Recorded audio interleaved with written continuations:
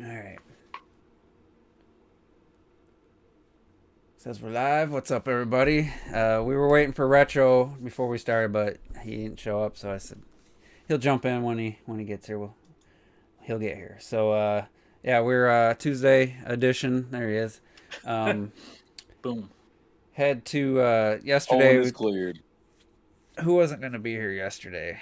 Clocked it wouldn't have been able to make it, and then I was thinking about I didn't really have much to say yesterday. I was distracted by real world stuff, so figured we push it to Tuesday, and that way we get clocked it in here, and yeah, we can have a discussion about a few things. Main topic is, it's not like something super serious or anything, but it does feel like some games get ported to Switch, and suddenly they become better games than they were on their original platform. Not according to Metacritic. So we'll no, those are facts though. we'll discuss that, some examples of other games where and many people, I mean not many, but I've seen 3 or 4 people now acting like Skyward Sword suddenly it's suddenly fine. You got Nintendo Life, Alex, he couldn't get through it, but now suddenly John from Digital Foundry, same thing. I don't believe none of y'all motherfuckers. Yeah. It ain't changed that much. I know, it's like, really? Well, it's got the quality of life stuff didn't completely change the goddamn game. And the stupid thing is, the only thing they actually technically added was the fact that you could skip half the fucking game. Yeah, they added stuff. You could skip stuff. That's what makes it better. There is some quality of life, and we'll get to that later. But so let's see. We got Ninsane Gamer. We got CK.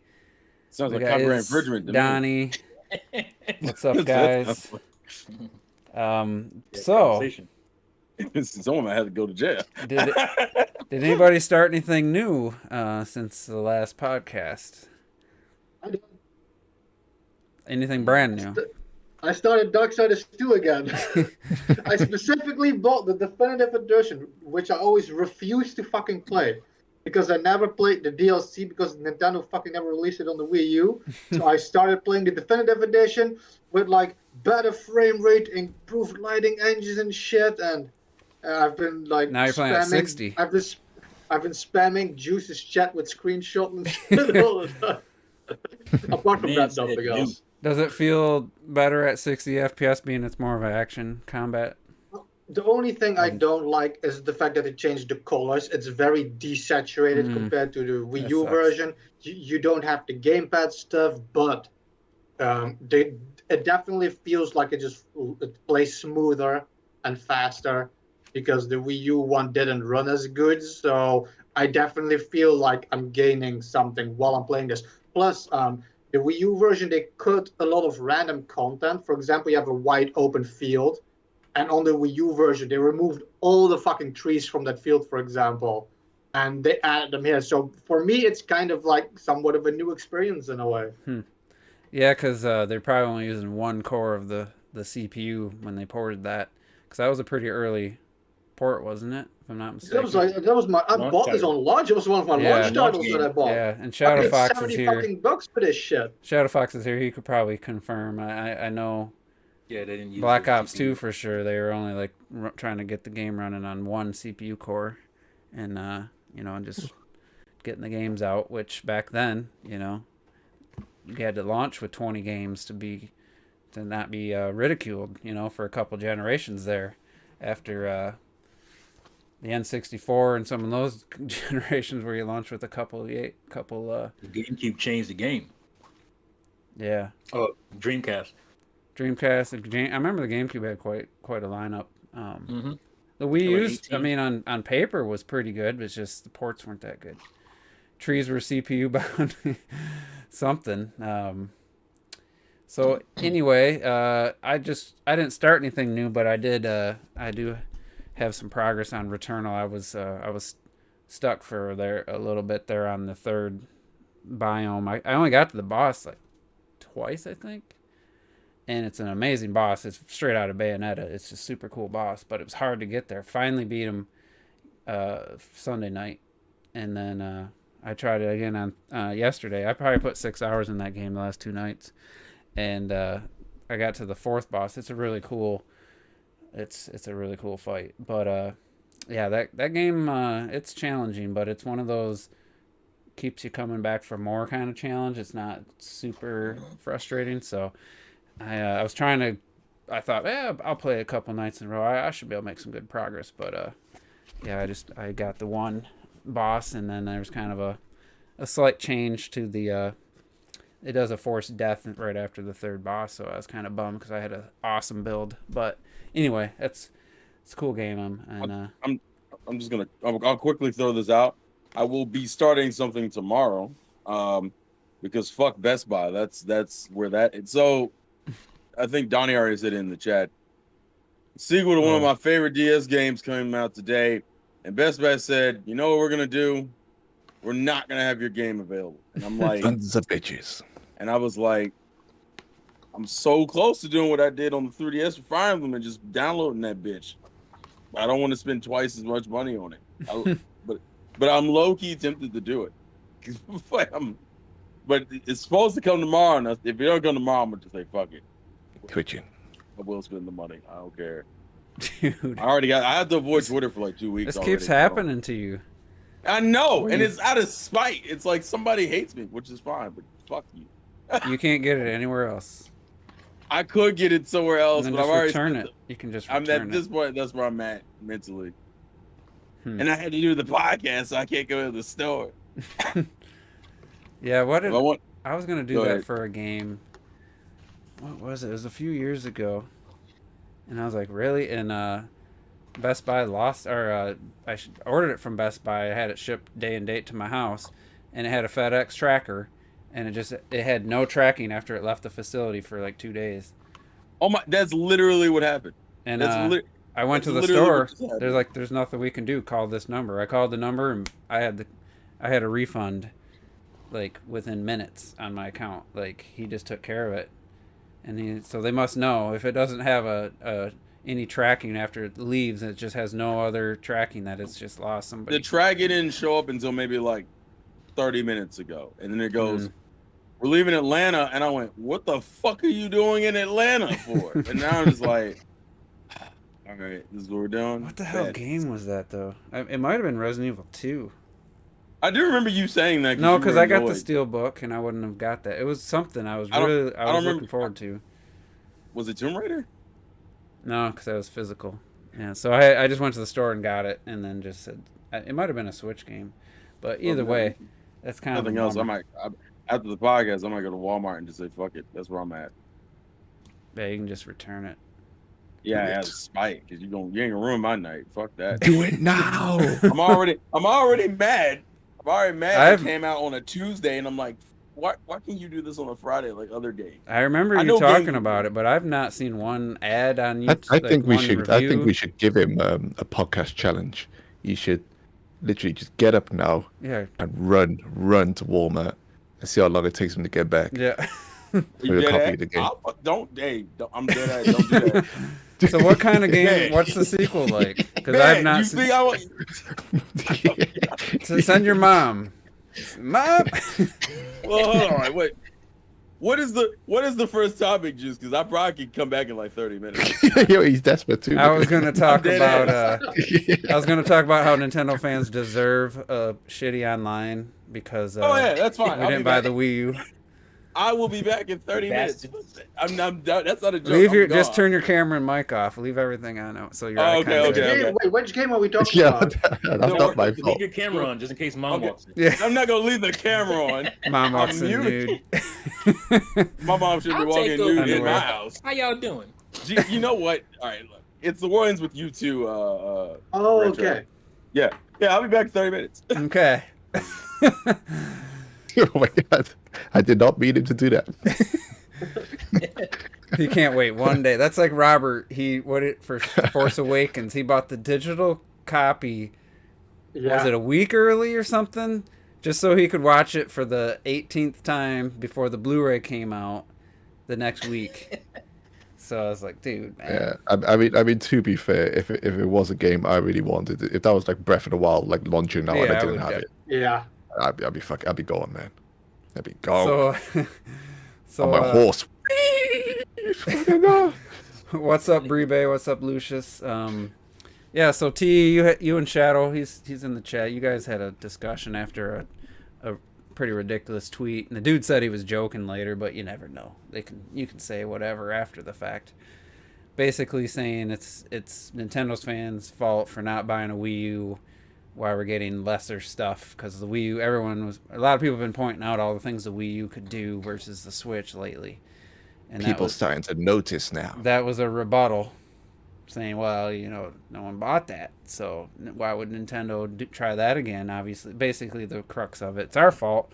We deserve shitty online with less features because a bunch of Nintendo fans didn't buy a Wii U, which is just it's so easy to just crush that argument with other companies and other systems and stuff. But I mean, if we let's just try to discuss it as if there's some kind of logic to that, and maybe try to figure out. I know Shadow Fox, and I believe it's true. They basically had to start from scratch for the launch of the Switch, a system that was rushed. That's the problem. Was rushed out, and NVIDIA builds a system for them, and then they had to throw something together, for lack of a better term. Which at launch, no one was complaining. Everyone's like, well, it plays games. It's a game-focused OS right now, and I remember a lot of people saying it's just snappy. It just gets me back into my Breath of the Wild right away. Cool. Stuff will come later.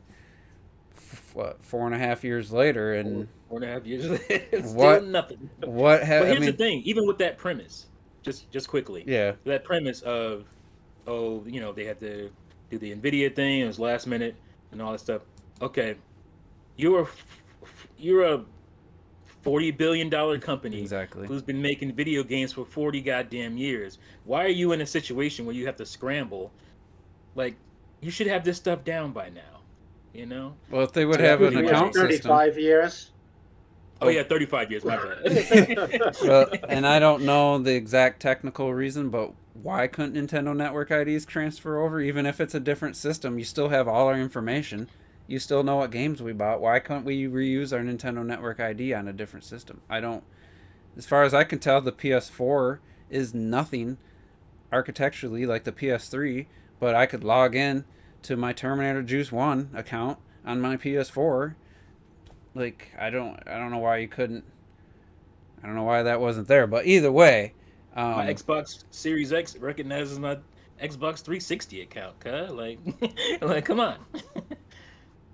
And it's like, but just the premise that it's Nintendo saw that no one bought the Wii U. They did put all this effort into the Miiverse and all this other stuff, and it was a failure. But that's not an excuse to reduce features. In my opinion, that's an excuse to do more.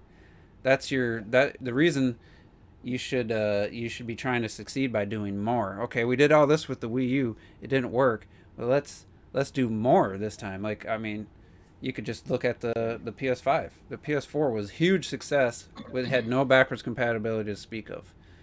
Did they just say, well, that worked for the PS4, let's just keep doing that? No, they fucking probably more Microsoft's influence than anything, but they made I think that comes from GameCube. I think people say, okay, well, Nintendo had a powerful console, and nobody bought it, and so they reacted by saying, we're going to sell you the same thing, well, I guess 2 GameCubes stuck together instead of like giving you an HD console, and look how well that worked out, right? So I think that would be some people's argument, saying, okay, you didn't buy the GameCube, so screw graphics. We're going to do this. Yeah. I think the last time I defended Nintendo hardware decision-wise was the GameCube, but they were for very different reasons. And the reasons were, at the time, online was still quite new. Mm-hmm. But still, I never, even during that generation, I never saw it as like a huge factor. Even from the PS2. The PS2 has some games online, like SOCOM and all that stuff. But it still wasn't as big as people make it out to be. Madden was pretty big. Madden Online on PS2. I knew dudes crazy. Went crazy. It might be different in North America, but in the UK, it really wasn't making that much storm. Apart from the original Xbox, it was the original Xbox that was making a storm in terms of online. And then the other thing, which just always bugged me, just from a traditional gaming point of view, was people were turning down the GameCube because it didn't have a DVD player. And I remember just saying to people, like, what do you want? Do you want to watch movies or do you want to play video games? The GameCube is a pure video game console. Mm-hmm. I was trying to sell it hard and hard, because I just didn't like the change in narrative, where people were more, where people were more interested in wanting to get a DVD player first than want to play video games. So I just bugged the crap out of me. But I think that's the last time I ever defended some of Nintendo's lack of hardware things. Now, when it came to the Wii, the graphics and everything did not bother me. Did not bother me, because I just knew if you remember the original excitement of the Wii and the Wiimote, everyone wanted to hold that fucking Wiimote. Even just for Wii Sports. What does it feel like? What does it feel like? What does it play like? Everyone wanted to hold it. I mean, it was a 480p machine, actually. I mean, that extra power and you keep the resolution the same. There's some great looking games, like Mario Galaxy in 60 FPS. I mean, looks phenomenal. And Prime 3 looks absolutely phenomenal. There's some great looking games on there. But then what the Wii done, it did go online finally. And it done more than going online. I used to live on on a voting channel, mm-hmm. and a Globe channel, stuff like that. It was doing so much cool stuff. What was the other one where it had like the two? It was almost like Nintendo Minute, but it was just on the Wii. Those were great. That's where I was all the time, checking out little videos and whatnot. Yeah, the weather, eShop, and then Mario Kart Wii was, even though I had some lag here and there. I didn't experience too much of that. That was game changing. Like, holy shit, I'm playing Mario Kart online. Yeah. Like, that was. But it was just doing so much cool stuff. It was doing so much cool stuff. You could defend the hardware side of it. In terms of what the other competition were doing. But I just, it's a strange one, isn't it? Now. You know what's sad though? I was just thinking about this. Nintendo probably never do a powerful system again, because the Wii U, while it wasn't right there with the PS4 and Xbox One, that was a huge jump over the Wii, and it was very capable graphically, and that was their even bigger failure than the GameCube. The GameCube was the last time before that, so they've done two pretty powerful systems since the N64. Both have been their biggest failures. And I'm just, at this point, if I was them, I guess I wouldn't even blame them for just saying screw it. That's just the next Switch 2 is just going to run at the same resolution and just be able to push that instead of trying to go to 4K or something, I guess. But there's in part there's no point. The industry will always treat them as third best. It wouldn't matter if you had the most powerful fucking system on the planet. Right, Nintendo are the most powerful system on the planet.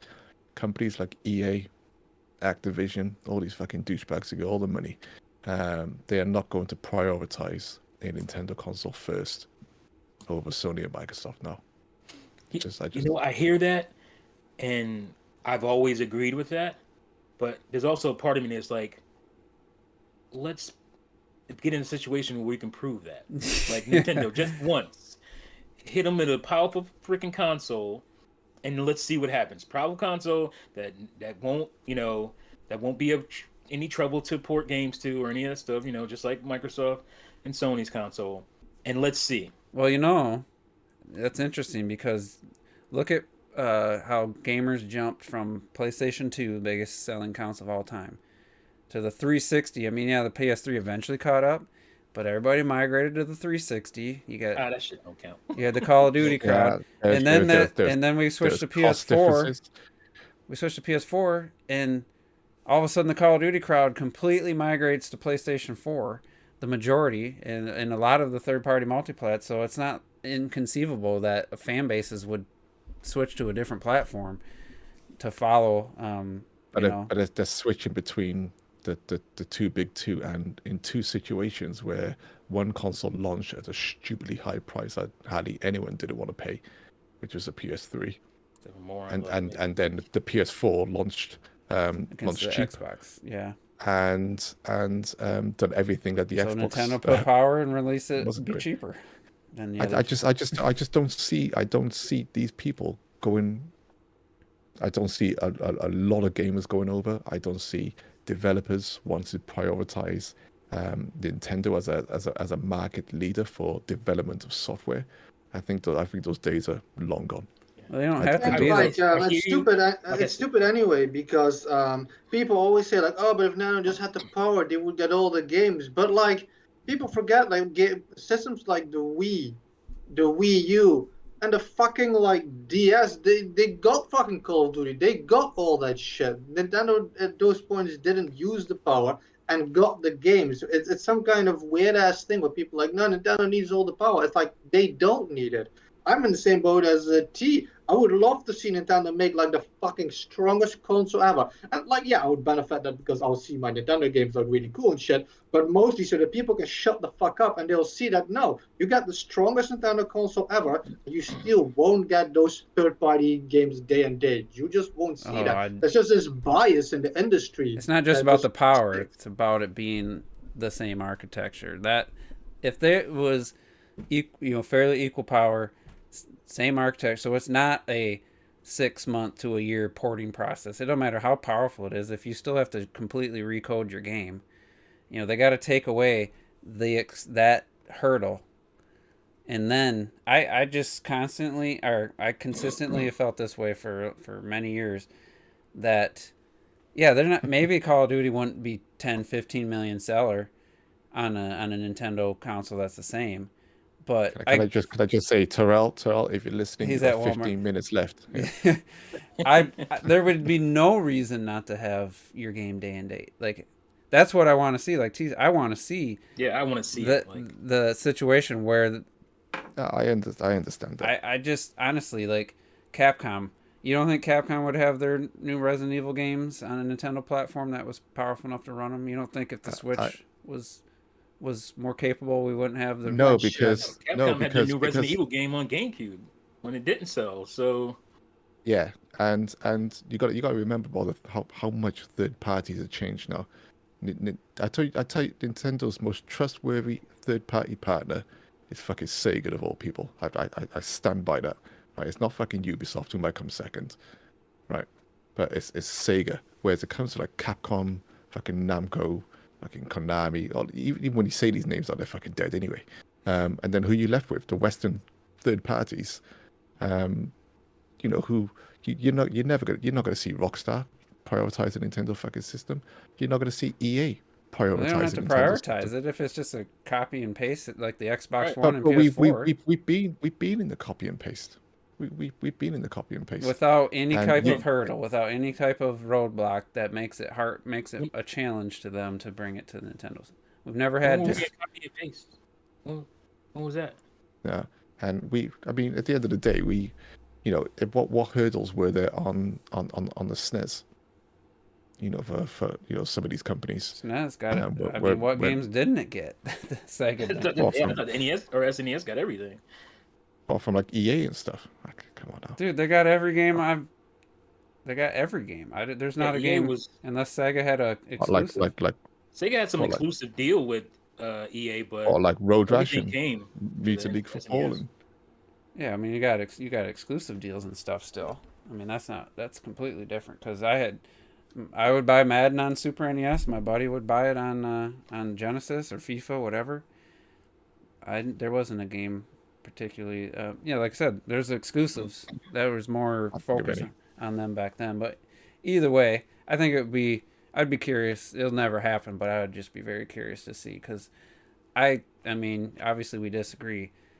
There's nothing you could say that would convince me that Resident Evil Village wouldn't be on a Nintendo system that could easily run it, and it wouldn't be.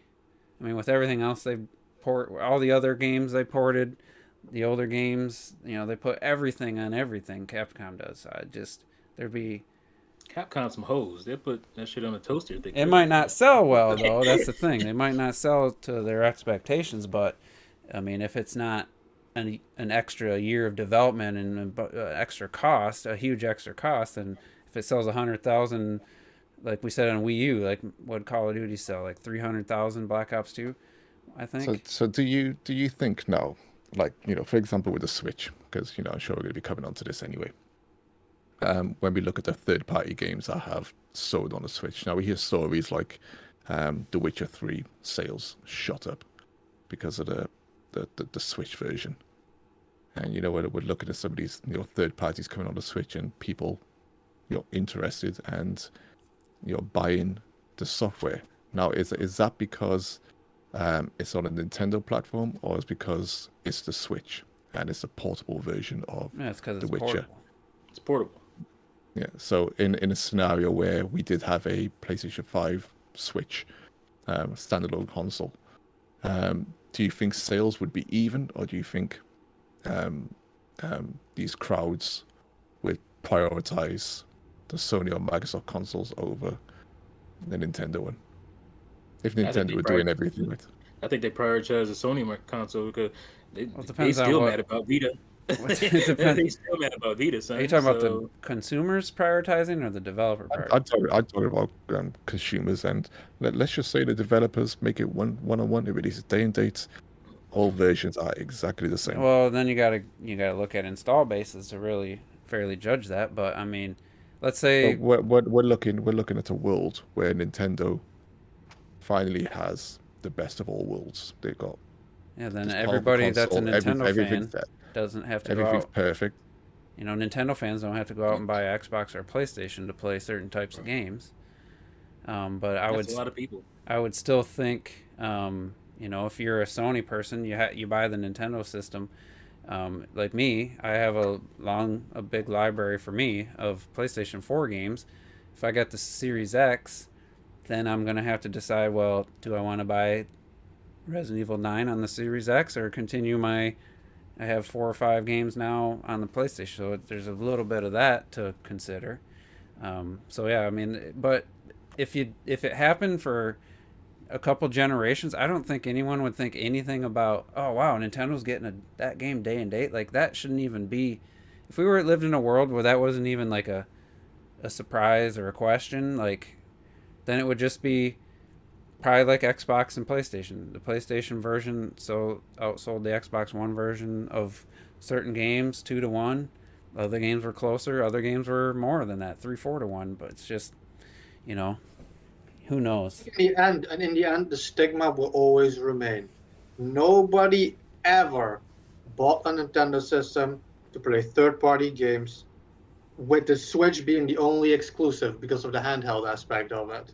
People just don't. Even if Nintendo has the exact same system with all the power and the architecture you want and all that shit, like people are still gonna be like, man, I don't want to play Call of Duty on that Tinky Winky system and shit, with like Mario and shit, and they'll play it on PlayStation and stuff. Yeah. Like, I highly doubt it's gonna change much in the sales. I think like it's what Clock had said. The reason the sales are went so crazy, for example, shit like The Witcher, is because people bought that shit for the handheld aspect. If it would just be like a normal docked system, that shit would never have happened, even if The Witcher was released on like the Nintendo system, date and shit.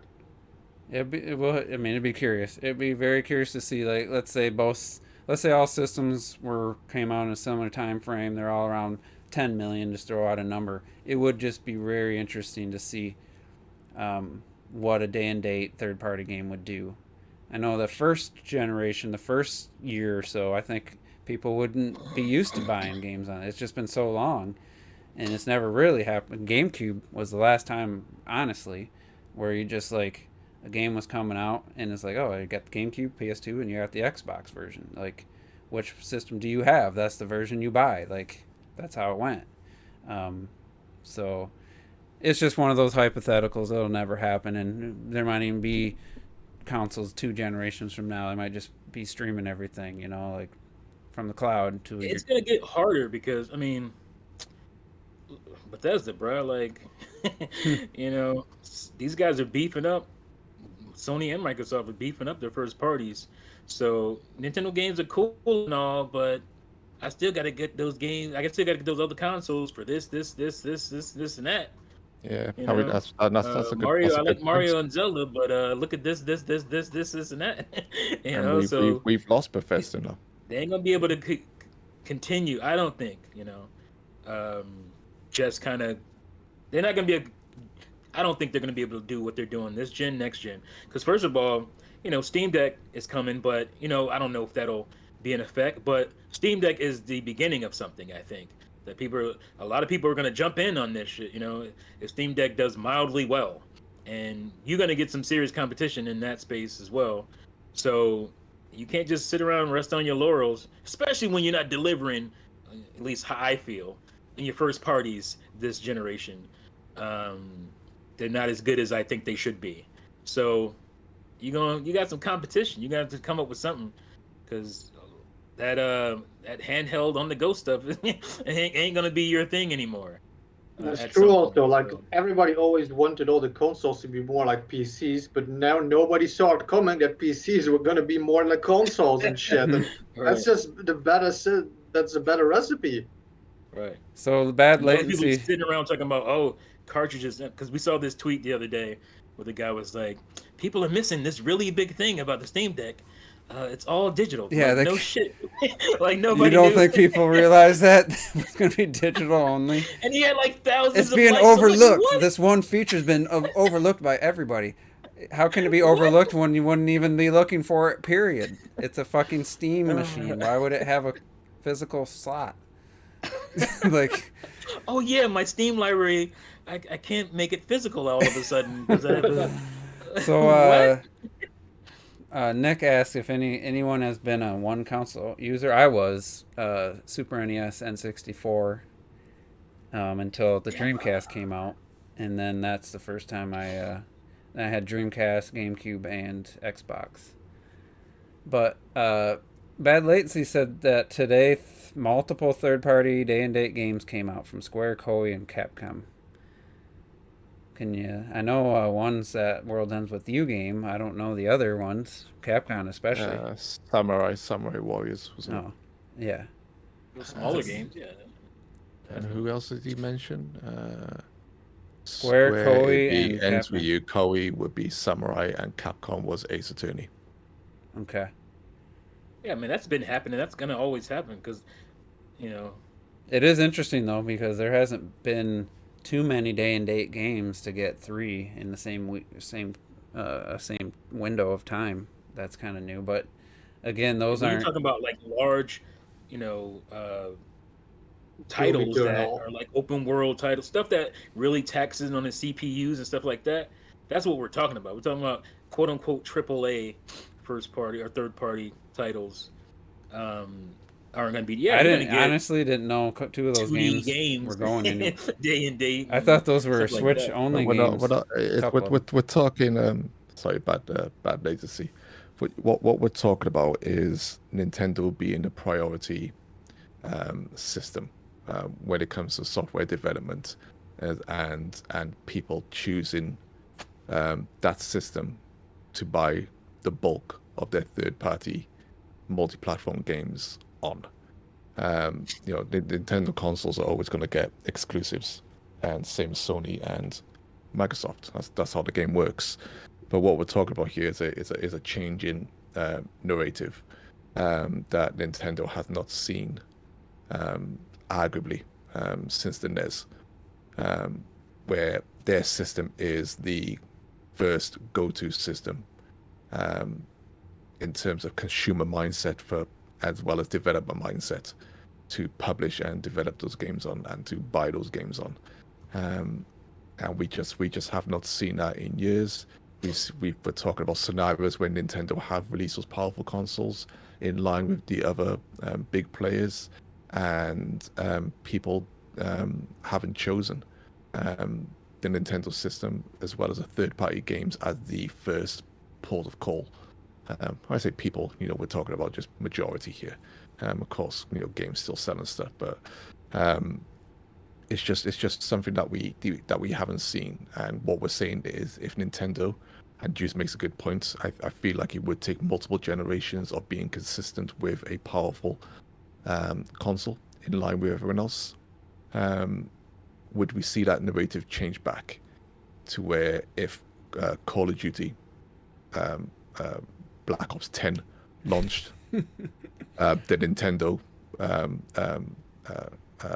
whatever console would be that priority system for the most part for consumers' first go-to and stuff, as well as developers saying, we started with the Nintendo version and everyone else we built up around that. Well, my hypothetical, you wouldn't even have to it wouldn't matter what platform you just technically started with, because there's, other than the the differences in OS and stuff, there wouldn't be much required to just, it's not, we talk about all the time with the Japanese games, like, why are they coming to the Xbox One? It has 1,000 units sold in Japan in its lifetime, but they're still porting games to the Xbox One. It's because it's easy. You might as well. It's like, I don't even know what else to compare that to. What other media, what other form of entertainment? It's like, it's just sitting there, and you might as well just put it on the Xbox, because why not? It's just, that's how easy it is for them. That's, and if Nintendo could be that, I for sure feel like, especially with the Xbox One, kind of, it wasn't a failure by any means, but it was a big drop off. It's about half the 360 sales. But if Nintendo had a competent system, and was getting competent games, I think it could have at least matched. Third-party games would have at least done as well as it did on the Xbox if we had a similar sales and stuff. So I don't know. It's just one of those things that we'll probably never be able to. You can say it. You can say either way, and there's no way to prove it. It's just a hypothetical. Right. But getting back to the idea that we deserve shitty online because we didn't buy the Wii U, I didn't hear anybody else really. I don't think Retro or anything commented on that. Even if that's a joke, there's some the poster. There's some belief in that.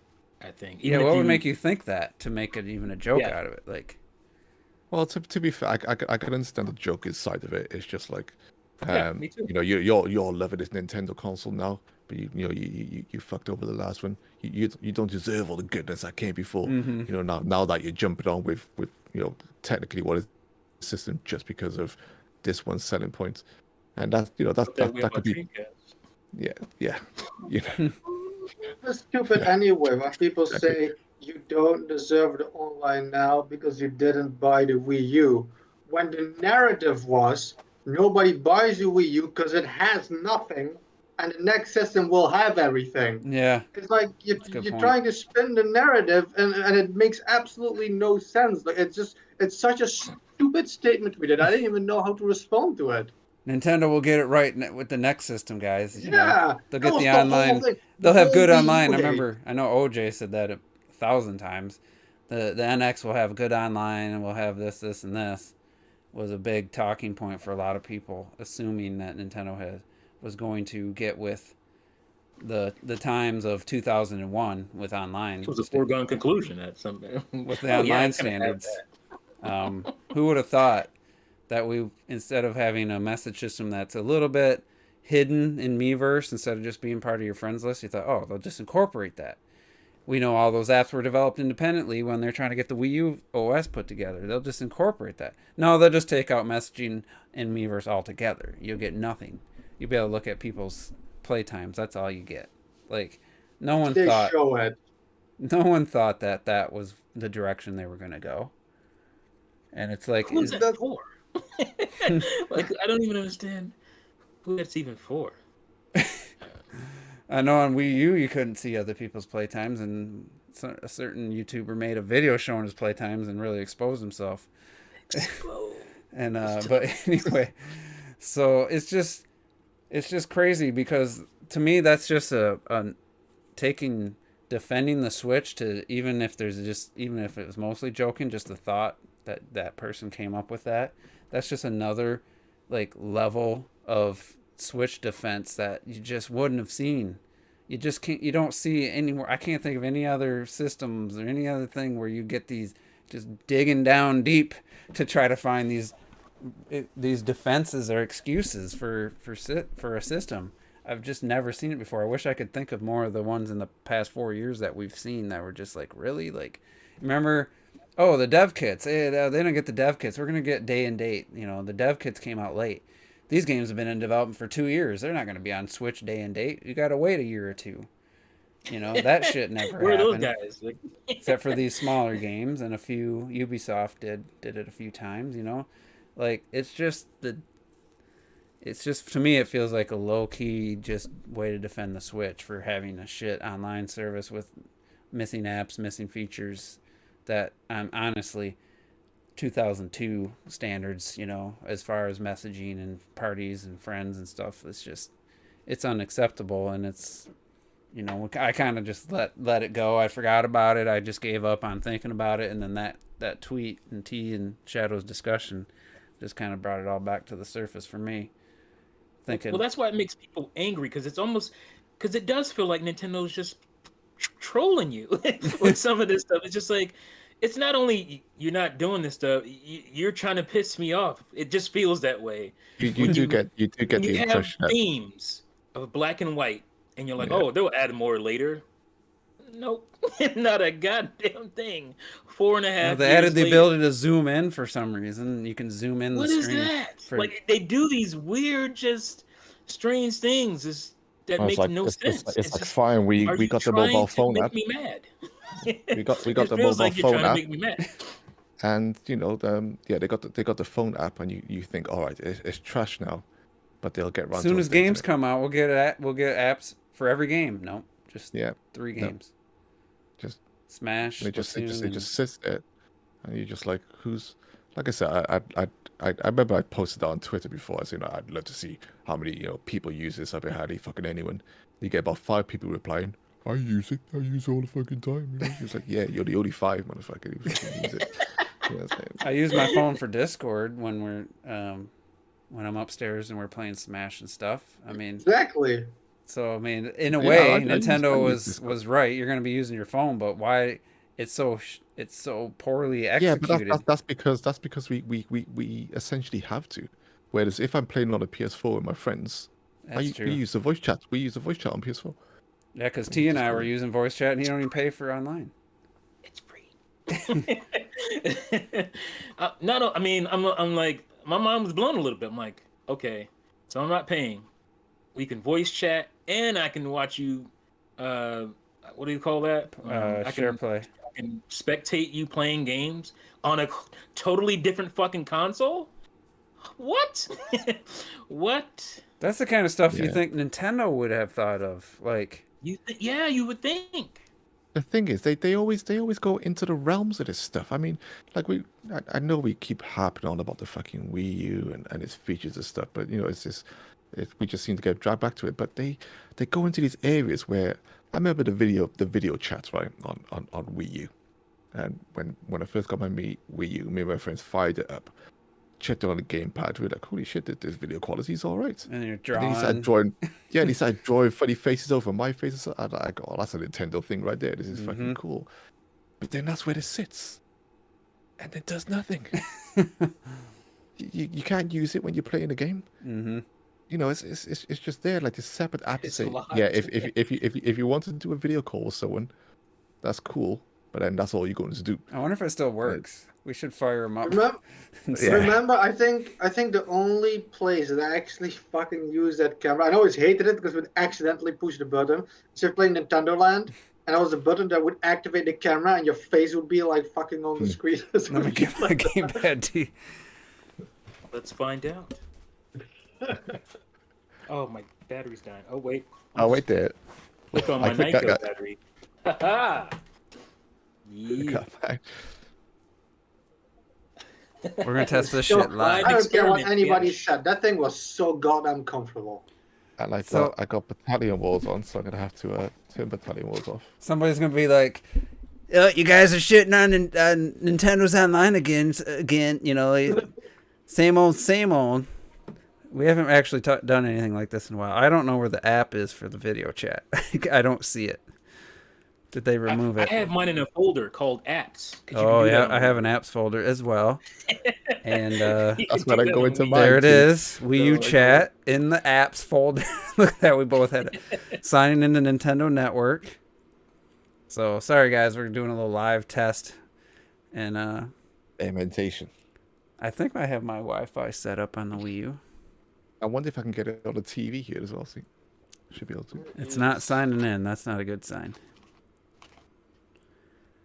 So anyway, Wii U was great. And like Retro Death said in the chat, unable to connect. Maybe I didn't have my Wi-Fi set up. Wait. Or maybe it was part of the. Maybe it was shut down. I don't know. Wait there. I don't have my I don't. Oh, wait there. It was here. Sorry, my slow ass hard drive is taking. So Wii U chat. There we go. Retro, you said something in the chat. They ran out of Wii U games because they're porting the Ace Attorney is a 3DS game. Somebody said. Yeah. Oh, no. Somebody said that and I responded to it. They just go to the 3DS games You now. see it? No longer available. It's a port from We just didn't have it in this. They never released over in the West. That's. Nope, I can't use it anymore. It's no longer available. Yeah, it's not working. Yeah, because I'm connected. Shut it down. They must have shut it down. I forgot about it. That's too bad. Get used to more of that on your Wii U, and pretty soon here. Anyway, Night. Wii U's great. You like color-coded folders and shit, man. I know. Wii U's so good. I'm so not used to folders. I couldn't find it till T pointed out that it's under the apps folder. I don't like this thing, and I really hate that on the PS4 as well. I don't like the idea that you can't change anything, that the last game you played is going to be the first, and it shows everything to the back. Yeah. Because in a few games, I just want to be able to like lock on my screen and shit. And on the Wii U, you could do that. You could lock them and have shit in folders and stuff. Because some games you just always come back to. Like I'm playing Uncharted all the time, but sometimes I want to play like around with Smash with you guys. I gotta go Animal Crossing, and all of a sudden, fucking my game is all the way in the back and shit. Xbox does it. Yep. Man, my Wii U, I can't even connect to the online or internet at all. Well, you got issues. Do you know what I loved about the Wii U is where you saw just saying you can actually select your profile and you go into your own little separate profile screen. Whereas on the Switch, doesn't matter what user you are, it's all exactly the same. Is it? I didn't. Yeah, that's true. Yep. Kids on your house and 5 kids on your Animal Crossing island. So absolute nightmare. So we brought up Call of Duty a couple times. Somebody mentioned Activision. I'll be curious to see about this lawsuit. Their working condition. Was it Blizzard offices or was it actual Blizzard? Oh, it was Blizzard. Okay, because I wasn't sure. Oh, he had to go to 2 Walmarts and Target to look for that game. Jeez. Terrell. So it was Blizzard. But he's late. So I wonder if like Activision and them can kind of like can kind of distance themselves since it wasn't their facility, because I was wondering like how would it affect already anyway. How would it affect like Activision? It's Activision Blizzard. Activision. Oh, Activision bought Blizzard, company. Right? Yeah. So they're going to be responsible regardless. They can't distance themselves from themselves. I'm just saying, would Sony not want to pay them rights to the Call of Duty early access stuff, or would it have a trickle down effect? You think if it comes out and it wasn't just, it's actual? I don't see Sony giving up on that shit, bro. I'd be curious to see the ramifications, and it all depends on if there's a court case and if what's proven and stuff, because. Stuff can these days. I'm not saying it here, but stuff can get blown out of proportion, and people can just fly off the handle and go extreme without knowing all the facts. I don't know much about it. I didn't read any specifics. I just heard that they were striking tomorrow because after the announcement of the lawsuit, there wasn't any changes made apparently. So that's a shitty situation if you're working in a place. You don't want to have to go out and find a new job because there's just, what do they call it, like a frat house structure. I worked with a guy. let me just say this real quick. I worked with a guy, unfortunately, for like 15 years, and he was like your worst nightmare as far as he just loved getting people riled up. He loved saying shit, like basically a troll in real life, but he took it to extreme levels. He was just really hard to deal with. People just had to, oh, he's just joking. That's what you had to. No, they would never fire him. And I'm like, this guy is just caught everybody. Not everybody. A lot of people hate him. He causes all these problems, and you're just gonna let it happen. And I've been in a work situation where finally we downsized, and he was one of the first people to go. I was so happy, and it was like, but I didn't want to quit my job because of this person. But so I feel bad for anybody that's in that situation where it's like, it's because other people are making your work shitty. You shouldn't have to quit because the people you work with don't treat you right. And I always felt like, that I don't know if I was like closer to like working like right next to this person and couldn't like get my own space and stuff, I probably would have quit, to be honest. So we'll see. It's so funny because Terrell's at was at Walmart, and it made me think of something recently that happened with Walmart, where it was a similar situation where there was like a lot of sexism and just some racism. New black employees not getting or just being yelled at way more. This girl got on the freaking speakerphone. She was an employee at Walmart, and she got on and aired everybody out on the live loudspeaker really in the store, and it was just it was beautiful. And she said, "Fuck this, I'm out, I quit."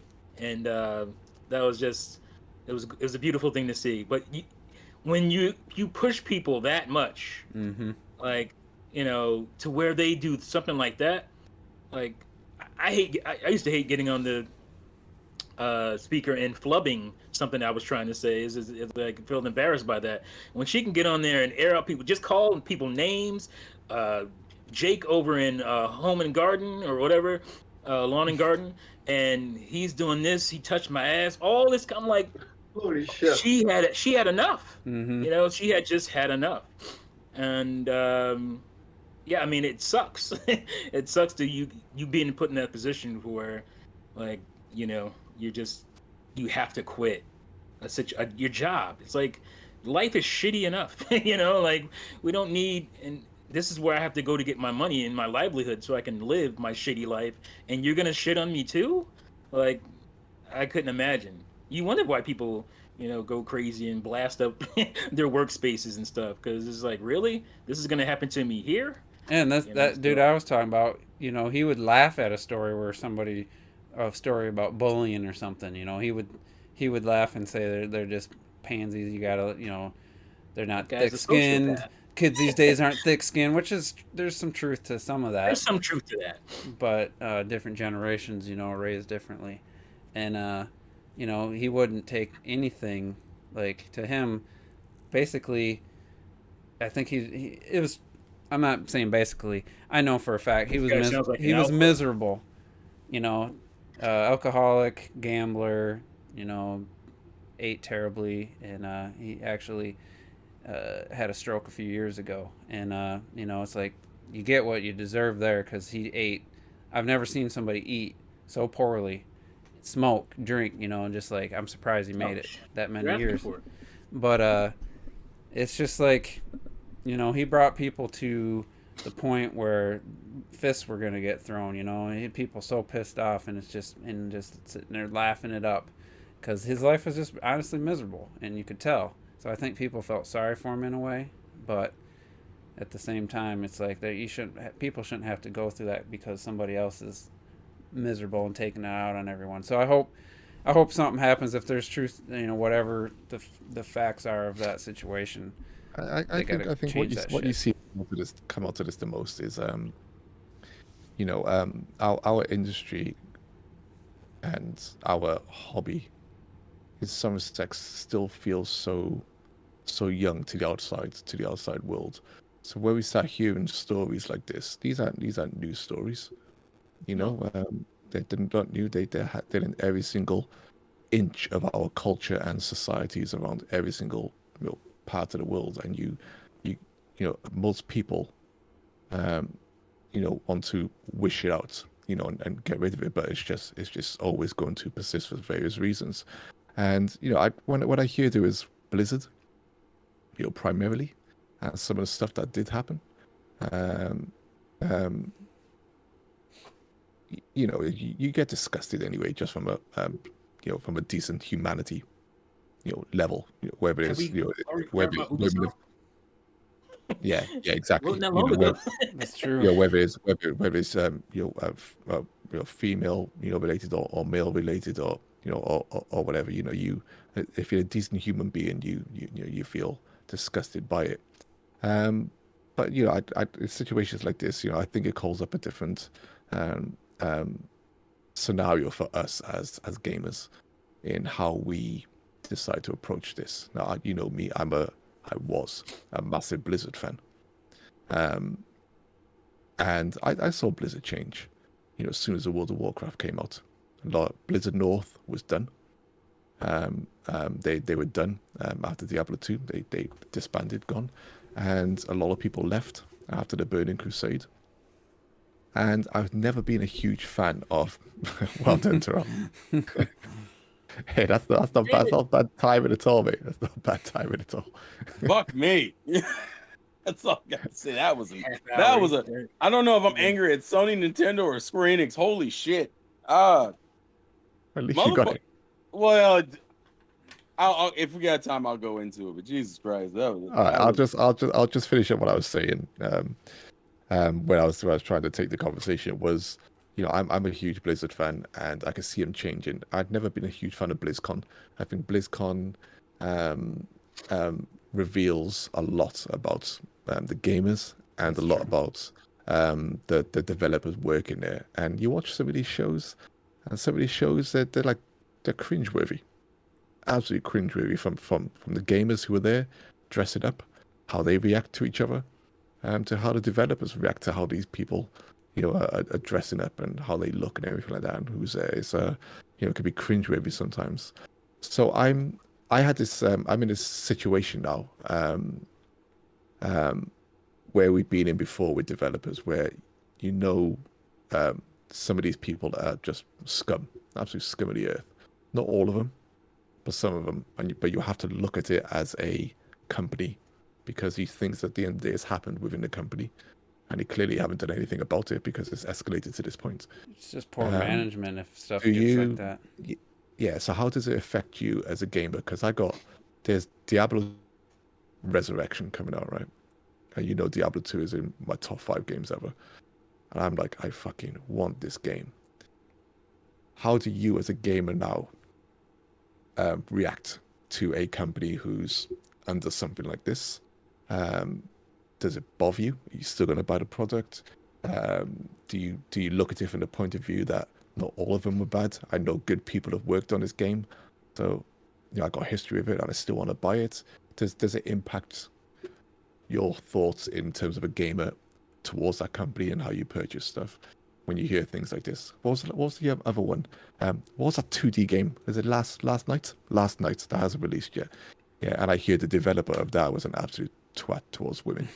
And he got a lot of grief for that. And that kind of put me off, because that was a much smaller studio. And he was a key pivotal role in what that game was. So you feel like you're more directly funding this tit. Mm-hmm. Although that game looks absolutely staggeringly amazing. I'll be twitching, if I decide to miss out on it. But me and T dropped that Hat of Time guy. Like it was fucking nothing. It's like, you fucking twat. You're talking to these poor kids like this on Twitter or whatever. Calling them this and that. And I'm just like, I ain't buying that shit.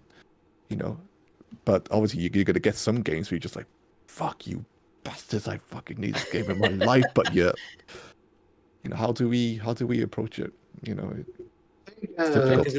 good thing about that is, in a way, like we have this whole fucking like SJW culture and shit, which is like toxic as fuck. But the good that's coming out of that is that studios like this, they can't just get away with everything anymore. Like even something like this, like the bigger it gets, in the end, it will hurt them. even if it's just in the long run. Because like people can pretend all they want, like it's a male environment, male this and stuff, but there's a fuckload of women that work in the industry, like concept artists and all that stuff. People you need, and if you even if it's by race or sex, if you like segregate a group of people and they won't come to you anymore because it's a shithole to work in, it's gonna affect you at some point anyway. I think if there's a game that comes out that you want, it's my approach is like, look, people work hard on it. If you want it, you can get it. It's not like you're funding sexism by that shit, you know. Right. If you're saying like it's a small studio, it's 1 or 2 people, you know, then I can be like, yeah, okay, you know. But something like Diablo, there's hundreds of people work on that shit, you know. In the end, you're not hurting those people. Like it's not like they get paid more or less depending on how much the game sells in the end and shit. Yeah. But I think in the end, like big studios like this, they can't escape this stuff anymore. Social media and shit will fucking destroy you. And like I said, in the long run, people will stop either buying this shit. Even if you don't decide, you know, some people decide to stop not just buying it, but people will stop fucking working for you. And like in a couple of years, like if because Activision Blizzard had the whole shit with like Hong Kong a while ago too, you know. If too much shit hits you so hard, then you're gonna die. You have to change. I mean, like the bottom line is like, can't you just be a fucking decent human being, treat people with respect, and you wouldn't even have this fucking issue?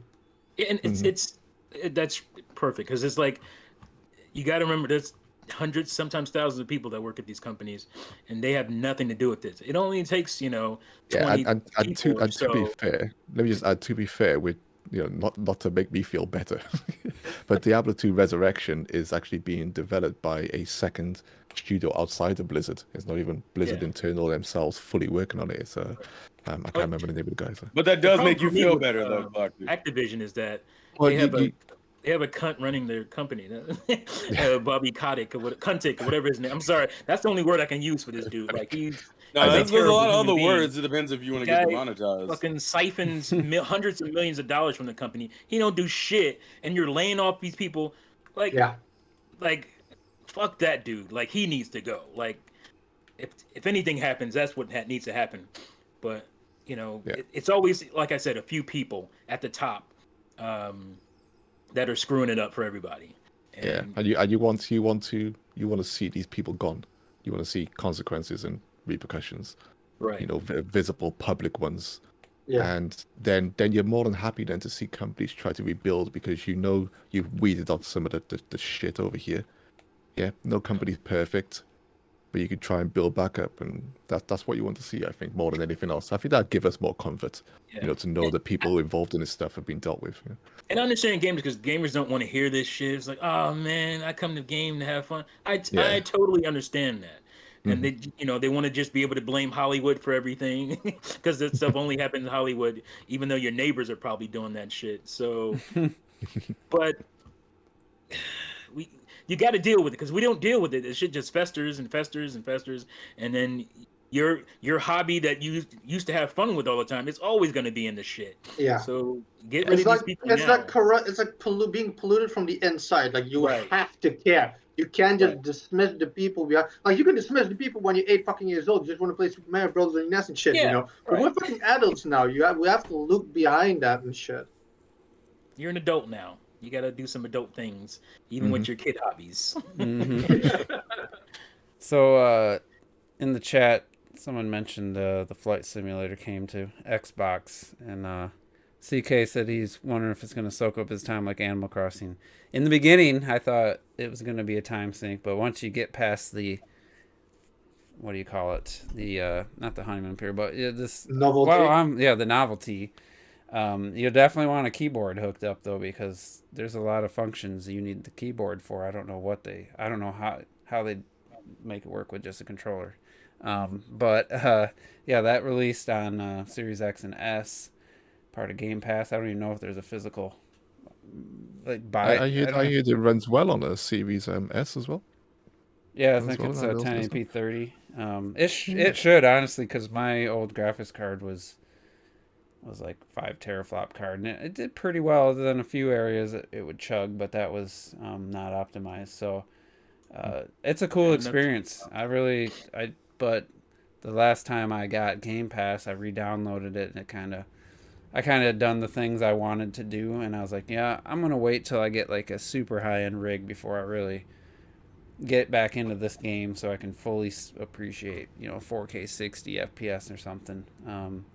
Maybe someday. Those videos of yours, man, they were so chill. I love those fucking Flight Simulator videos. The last one I did, like nobody watched. I was in like was it looking for retro Oregon? I think I was up in where the Seahawks. I flew over the Seahawks, Seattle Seahawks stadium and stuff, and flew into the mountains, and it's fun, but it's one of those, where do I want to fly over now? It's like there's really nothing unless you get super into it with a cockpit and like basically a sim setup. It would be like where you can do like a real flight. There's people who are online just to work the fucking. There's like communities of people who will just work the towers and give you, and so like if you're going to Los Angeles, you want to land at LAX. You talk to a real person, and they give you they tell you what landing what number, what am I saying, landing strip? What is that what it's called? Yeah. It tells you what number, and it's a real person. They just like put time, they get together, and all right, between these hours and these hours, everybody you talk to is going to be real. There's like, you hook like this thing into your computer that it's basically like connected through Discord. Like, stop playing a game and go get a job doing that shit for real. No shit. And for some people it might be practice, but unless you're doing that, you're just going to jump from location to location. You're not going to actually do too many flights. If just from my personal experience, like, oh man, what would it be like to fly over New Zealand? And did that. And what would it be like to fly over, go to Singapore? I've never seen Singapore, so I'm gonna fly around Singapore. What's it like to fly in the mountains in the northwest? So once that's kind of its charm. There's really nothing else. There is those landing challenges, but it's really not air traffic control. Yeah, that's what I meant to say. There isn't anything like. There's no objectives. There's no pick these people from in a private jet from this airport to the next airport. You have to just basically do a role-playing game where, all right, I'm piloting these people, they're taking off, I'm going to take off from this airport, I want to get to this airport. You just kind of have to make your own little mission. Strange though, for something that looks so good, that is so big, I can totally see the appeal. Just if you want to relax, you play a little bit. But yeah, why not add those things? Why not add like fucking Superman 64 rings in that? You could like fly through, like that was the great thing about pilot wings. Pilot wings had like the kind of realistic, quote unquote, like gameplay, but it still gave you those extra things to do in the game.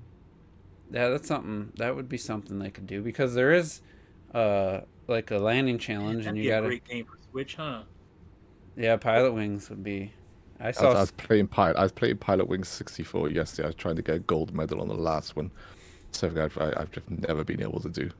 And I was just like, I fucking love this game. It's so fucking. I was funny because I was just landing the gyrocopter and getting back. It's so good. I used to just fly around, and funny enough, somebody on Twitter posted the Mount Rushmore from Pilot Wings 64. I was like, what are the chances unless you guys saw that we would bring up Pilot Wing? So I was trying to have a rolling demo of fucking something random, just like fucking Doshia the Giant, right? And the only reason why I picked that was because just in Pilot Wings, what? We didn't get that shit.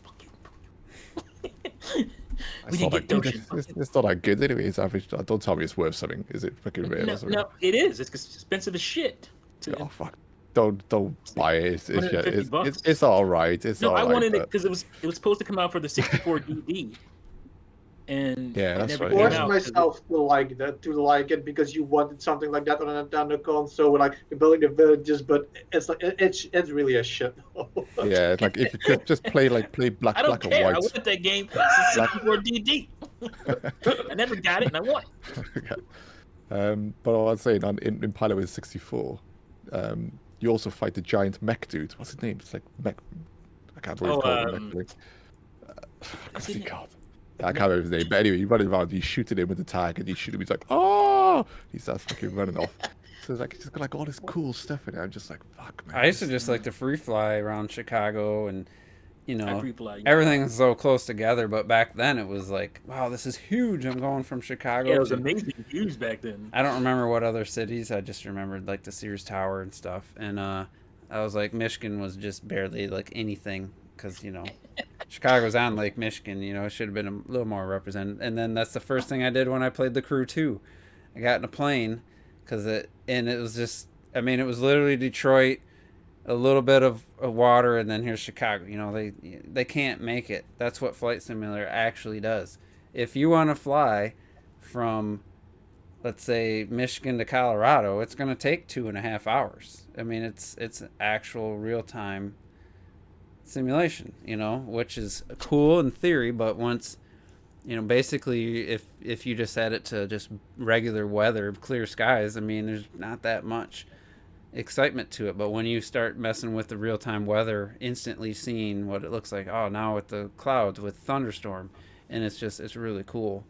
It's like, who would have thought like moving the day slider, getting the sun just set to right to the golden hour, adding some clouds for the lights to bounce off. You know, it is a very serene, and I highly recommend anybody that has a series console to at least check it out. Got me curious about Dodging the Giant, and it's like this stuff on you for like £100, £150 and stuff. Don't fucking pay. I'm not buying it. If anything, I was just I'll emulate it. But yeah. He could buy all the money he got from selling stuff and turn that around into buying something. Hey, listen, don't hope that game. Just the box art looks like trash. Small fortune he has in his house. It looks like N64 graphics in that photo too. That was an N64 game. It is an N64 game. Yeah. So all right, let's. I mean, I made this the title because I couldn't think of anything. Cubivore.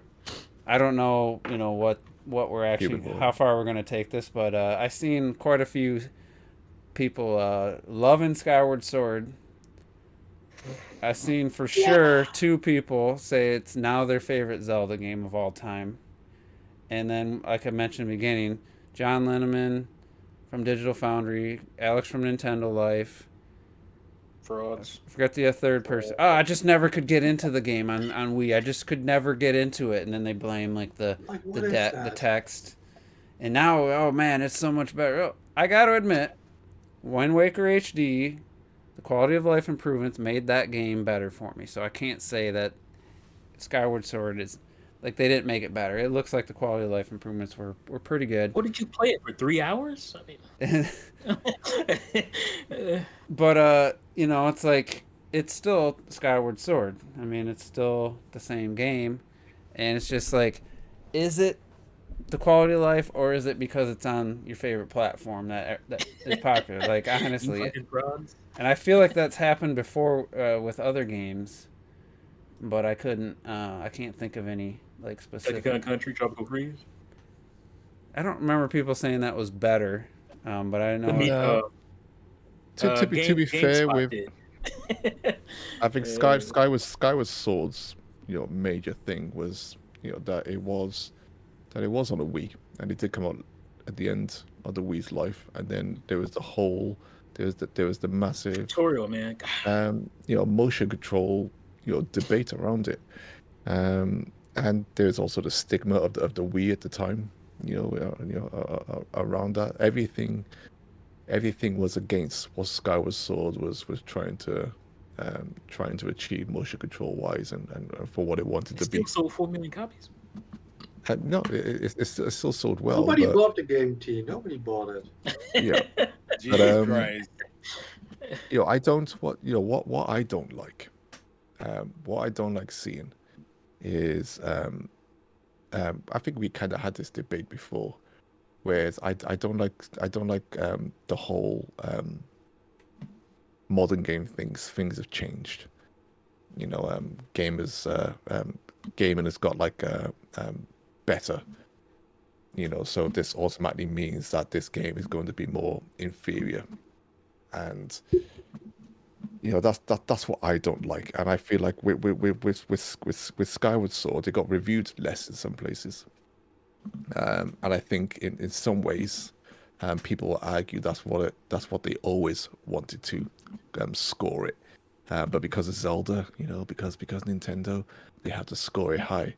But I know Retro hates it, but I fucking loved Skyward Sword on the Wii. Hate it. I just consider it the worst of the Zelda games. The worst Zelda games still makes it a better game than most. You rip it in every single way but the dungeons. Other than the dungeons, you've never said anything positive. Dungeons are awesome. They're some of the best in the series. I stand behind everything I ever said, and none of the quality life improvements address for me any of the problems I had with the game. It's still segmented.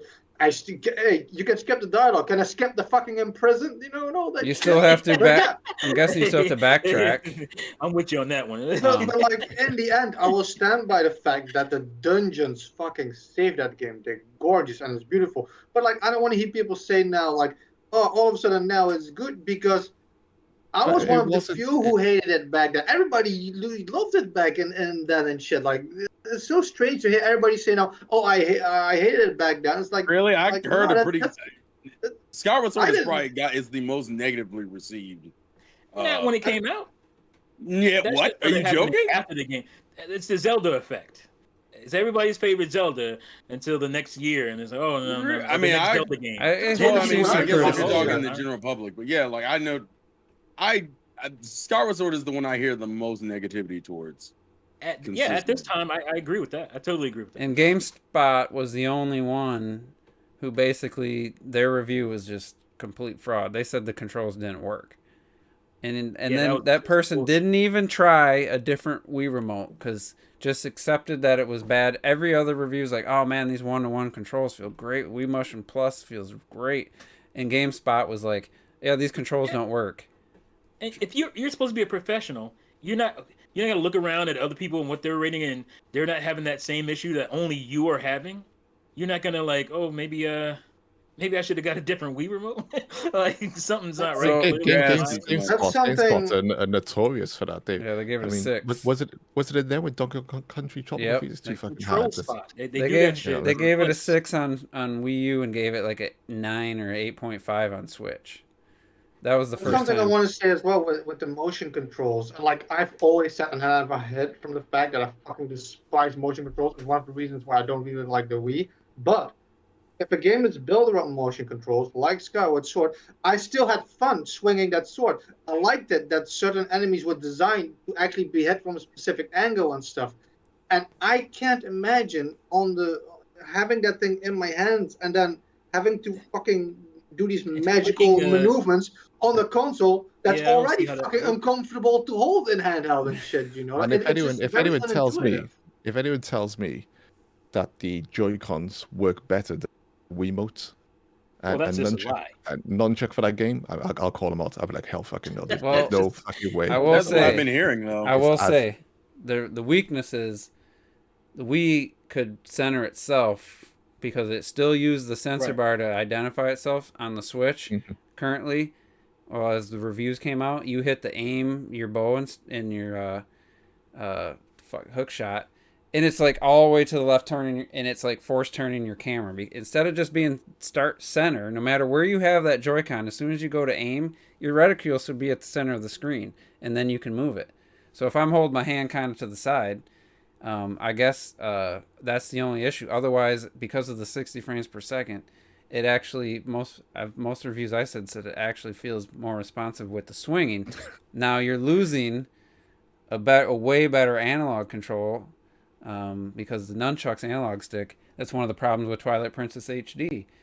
Controlling Epona was like impossible because the analog stick didn't transfer over because the nunchuck had so much more range of motion.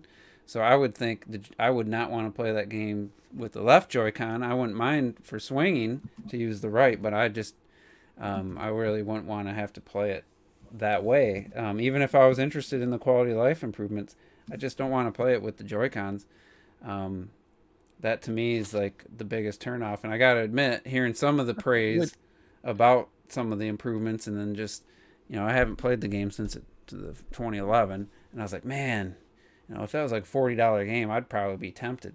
But Motion Plus was gyro. Listen to these guys. You got B Wild and Retro in the chat. B Wild going, yo, I love gyro over motion. Gyro, that's fine. But Skyward Sword used gyro. Motion Plus is gyro. But can I just point out these are two fundamentally different forms of controls. But I still prefer it. Like, oh, Jesus Christ. I just wanted to say about the motion control, though, why I also liked it better on the Wii. And again, I always complain about the Wii amateur. Like, the Joy-Cons are really small. With the Wii mode, I felt like I was holding a sword. I mean, at that point, you're comparing the fact that the Wii modes is a better controller. Yeah, the Wiimote just feels better too. Yeah. You're just talking about how great the Wiimote is. Well, we all know that. I think that's common knowledge. No, I'm specifically saying Wii or Switch gyro compared to Wii Motion Plus. It's different. It's because gyro is it's like you have a pointer and you're just what am I trying to say? You're moving on an axis, but with Motion Plus, you're actually moving around in the 3D space. Like you can go like this, and it knows that you're going forward. I'm curious and back. Because I've a couple of reviews I watched said that it was like that on the Switch version, but I didn't. Yeah, I don't remember them visualizing it. Because somebody was running in one of the videos. They're running with like Link, his left hand.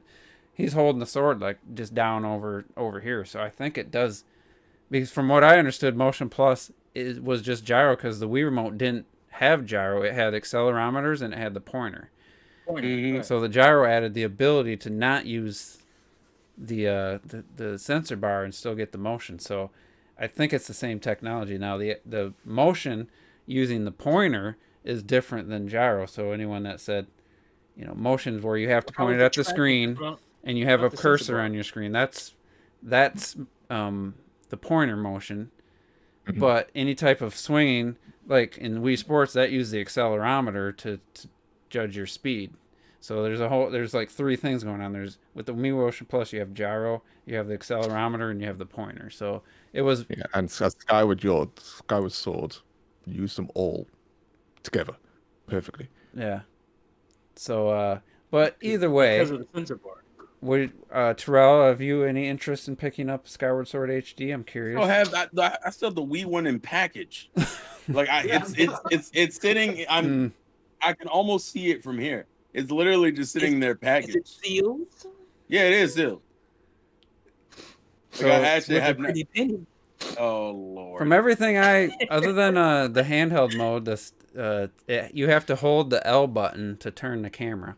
And so if you're using the motion control mode, you can just do it normally. Yeah. If you're using the button mode, you have sounds to me like if somebody was like, I have a Switch, would you recommend I get my Wii out of the closet and hook it up and get it on the Wii, or would I get it on the Switch? From everything from people I trust, it sounds like it's a good version of the game, and they did clean up some of the more annoying stuff.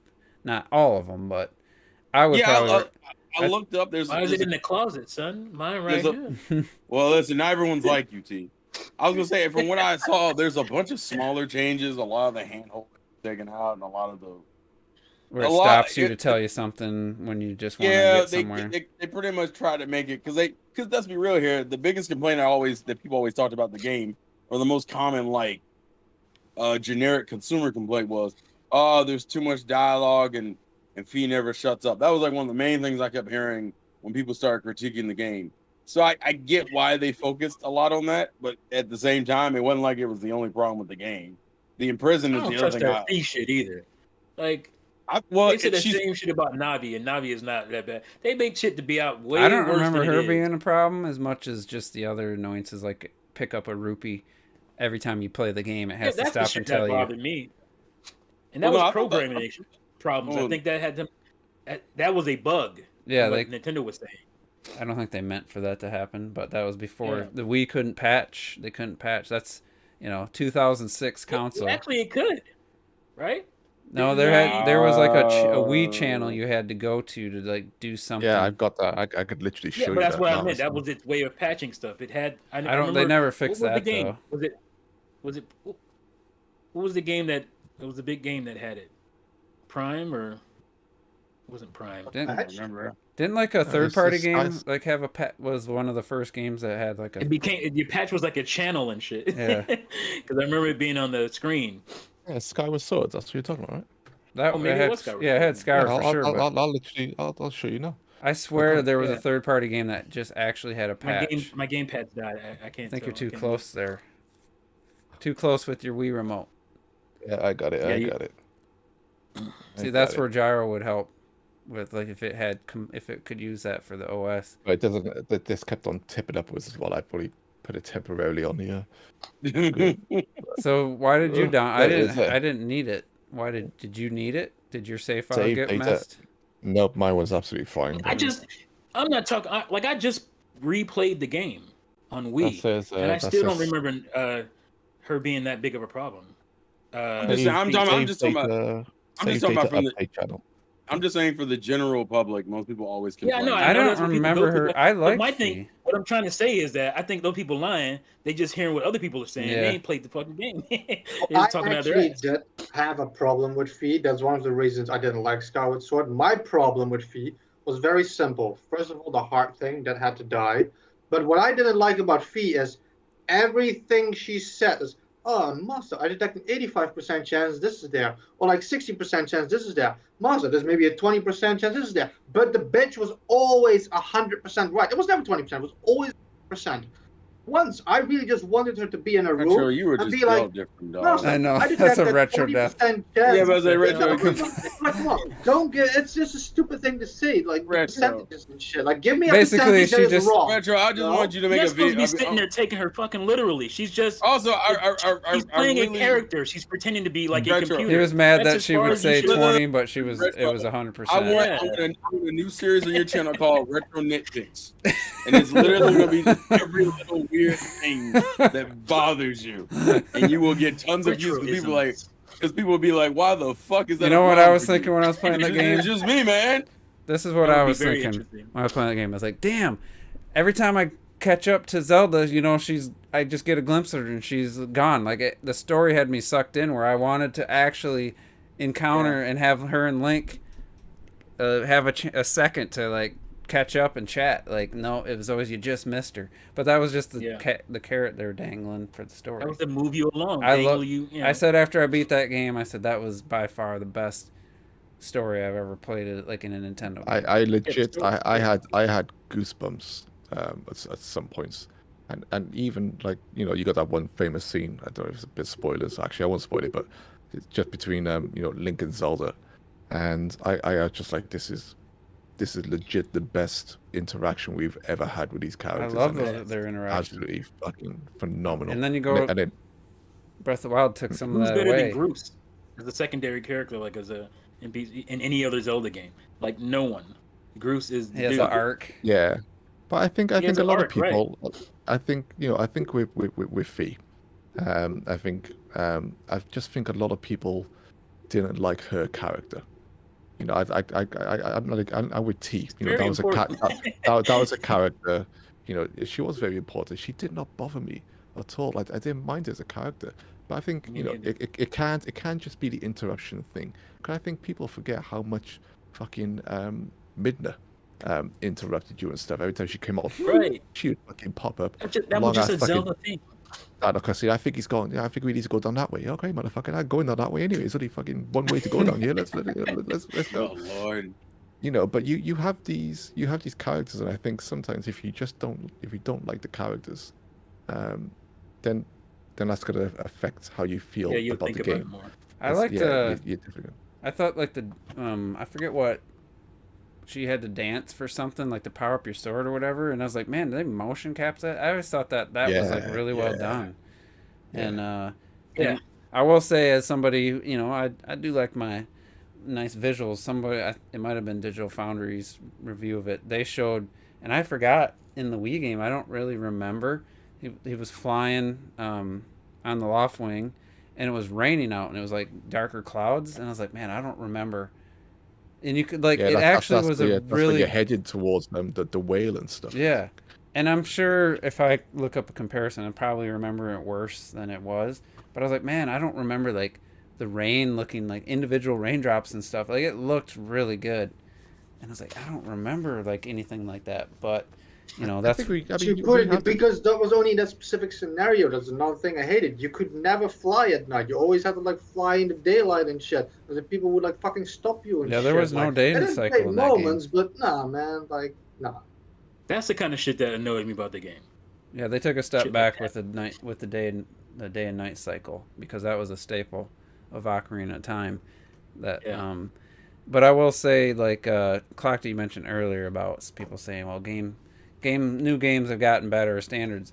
You know, once we played 2 games on Wii, 2 Zelda games where you couldn't move the camera. You had to like hit the ZL, whatever on the nunchuck, whatever button it was, the C button. You had to turn, hit the C button to look this way. Once you play like a free roaming Zelda like Breath of the Wild, or you go back to Wind Waker and you can just free roam the camera, that's one of those things that, going back to like the Wii version of Twilight Princess and Skyward Sword, and you'd be like, wow, like I forgot, like that's tough to go back to, you know. But they added to this new version. You're telling the wrong people, man. And it's like, to me, you're talking to the wrong person. You're telling the wrong people that's not going to work. You know, you can sit there and say what it don't bother you, which is fine, but going from how many years in a Zelda game since then, with like a free roaming camera, just turn your camera when you want. It's like you go back to the old one. Time every year, don't bother me. I forget. Does Ocarina of Time have that? I can't remember. No. No. You had to hit the Z. Yeah. Like button. Yeah. To me, that's one of those things. If they added that, I'm sure. I don't think Ocarina of Time 3D had it, because they didn't have the analog stick on the 3DS. Nope. For me, you add that. We've had games that have that. Oh, I think that game had it because it had the nub. That was the new 3DS. That was years later. Yeah, well, that's the one I played. So did they add it? Had that. Majora's Mask. I think it had a free roaming camera with a little nub. I think that's the whole point of it. I have to double check, but I thought that was the whole point. The new 3DS came out like 3 years after that. I don't think they had it. They would have had to patch it in. I bought the new 3DS with Majora's Mask, so Majora's Mask had it, yeah, but Ocarina didn't. Oh, Majora's Mask. We're talking about Ocarina. So that's just, for me, that's one of those situations where, you know, if Nintendo had the N64 had a second analog stick, you would have just been able to turn the camera. You know, they needed those buttons for everything else. So it's like, that's one of those features, like luxury features, I think. For me personally, it's hard to go back to. Just like the inverted cameras. I can't go back to inverted cameras when there's not an option to switch it. It's just my muscle memory and stuff. That's just muscle memory. It's not a negative part of game design. That's just muscle memory. It's just... I said that before when Doom came out. When Doom was it 2016, wasn't it, when the first new Doom game come out? Was it 16? 2005. 2005. Doom 2016. I think that's what some people call it. Doom 2016, right? Oh, 2016. When that came out, I was just shooting this gun. I was like, why the fuck aren't I reloading? What the fuck's going on? This feels fucking weird not to reload. And we just had so many fucking years of games where just like shoot a few bullets, reload the clip, shoot a few bullets. And I just like I grew up on these games where you just pull that trigger down, you just go until you run out of bullets. Constantly until you just don't even run out of bullets. Sometimes you just keep on fucking shooting. But it's gone for so long, it felt weird to go back to it. So I'm just like, we can. It goes back to the argument of, I don't find anything fundamentally wrong with fixed cameras, anything like that. It's just we just get pushed into these ideas that this is the best way and it's the only way and it's the better way. The other ways we start believing that they can't function or don't work anymore, and stuff. And that's where I struggle. That's where we'd always debate. And I'm just like, nah, I could play a fixed camera Resident Evil. If Resident Evil 2 remake was still fixed camera like Resi 3, like Resi 1 remake was, I'd have no fucking issues whatsoever. It's just, I just think we don't get them as much anymore, and it doesn't mean that they don't work. It's just that people just get stuck in a certain way, and they believe this is the only way. A bit like FIFA. Yeah. It's like we've lost Pro Evolution Soccer now, and people believe that FIFA is the only great football game you could ever fucking have. That's because we got no other fucking choice. I was coming back. It is. Well, PES is coming back. It's coming back as a free to play football game. But it was a solid game, though, wasn't it? Like fundamentally. Yeah, Pro Evo had its fans. There'd be people who would say Pro Evo has always been the better football game than FIFA. But we go back to the era of diversity, as I used to fucking call it. And even then, we just didn't have just FIFA and Pro Evolution Soccer. There's so many football games. It's just that when you only have a regular singular option, and you're told this is the way forwards, and you get so used to it, when something new comes out, or something old, or something retro, or whatever, we start believing that this feels archaic or whatever. It just doesn't feel right. It doesn't mean I just don't believe that it's archaic. I just think in a lot of occasions. I'm still not in love with dual analog for first person shooters. It's just mouse and keyboard. Well, what about the what was the other one that or the N64 controller with its strafing and I love that shit, bro. The one thing I hate is when they inversed. Some companies started doing that, running and jumping and shit. It's like, nah, man, you can't fuck with everything. Like running should be that, but jumping that. And when you change it, it's like you can never actually play the game correctly because it just fucks with your mind, It sounds like you're afraid to change. I tried to change Breath of the Wild's jump and run around, and it's like, oh yeah, me too. That was fucking awful. You could not normally run and jump at the same time. You have to go like this. Yeah, you have to hold it. What is that? You have to use your thumb to run and your pointer finger to jump, and it's like, this is off. We're going way off topic, but I think the next, I wouldn't say it's not an evolution. It's more of an evolution, not a revolution. For controllers, is just make buttons on the back a standard fucking feature, because I am sick of, like I was telling you guys, I'm using the left stick for Returnal and Ghost of Tsushima to run, and my thumb is just getting sore. In Returnal, I bet I hit it 100 times an hour to run, and just that would be the only real button. And then you could make the dash one and run the other, so you can aim, you can move, aim, and shoot all without discomfort. Like you don't gotta do the claw hold to hold. I never understood the appeal of having it where you click in the button to run. I know I mean, honestly, my thumb is still hurting. That's a Call of Duty thing. I don't think it's good for your it's just because it's the most. That's because you don't have to lift your thumbs. But it's like you have 4 other buttons. Like, let me use. Yeah, but you got to turn on. You got to take your thumb off the aim button. Then that's what it's about. That's another thing that is caught on, and the standard now. And when it's not in some games, you're just like, why the fuck can't I push this thing in to sprint? Why is it not working? When it makes me laugh, when the whole point in the analog stick was to have full 3D motion of your character. You hold it right at the top, you're sprinting. You hold it a little bit, you're running. You hold it a little bit more, you're walking and stuff. That. Yeah, they could just eliminate the need for the run by having you hold it all the way, be your run button. But people treat analog sticks now, especially the left one, which is primarily used to move the character around. It's like people a D-pad, treat those basically. like it's a D-pad. People have forgotten what the analog stick was used for. Yeah. And it's mental. That was the whole point of the N64. You move Mario, and you just touch that analog stick, and that fool is just like slowly just walking like that. The amount of control, and when you play Wave Race, I always said I struggle with Wave Race on the Wii U gamepad, just because the analog stick, it just doesn't feel. That must be why I struggled too. I never thought of that. It's nowhere near the same as the N64. Nowhere near. I was gonna say that's probably why I didn't like Blue Storm as much. Because it always felt off to me. Blue Storm doesn't have that level of sensitivity. Yeah, it just felt off. It always felt off.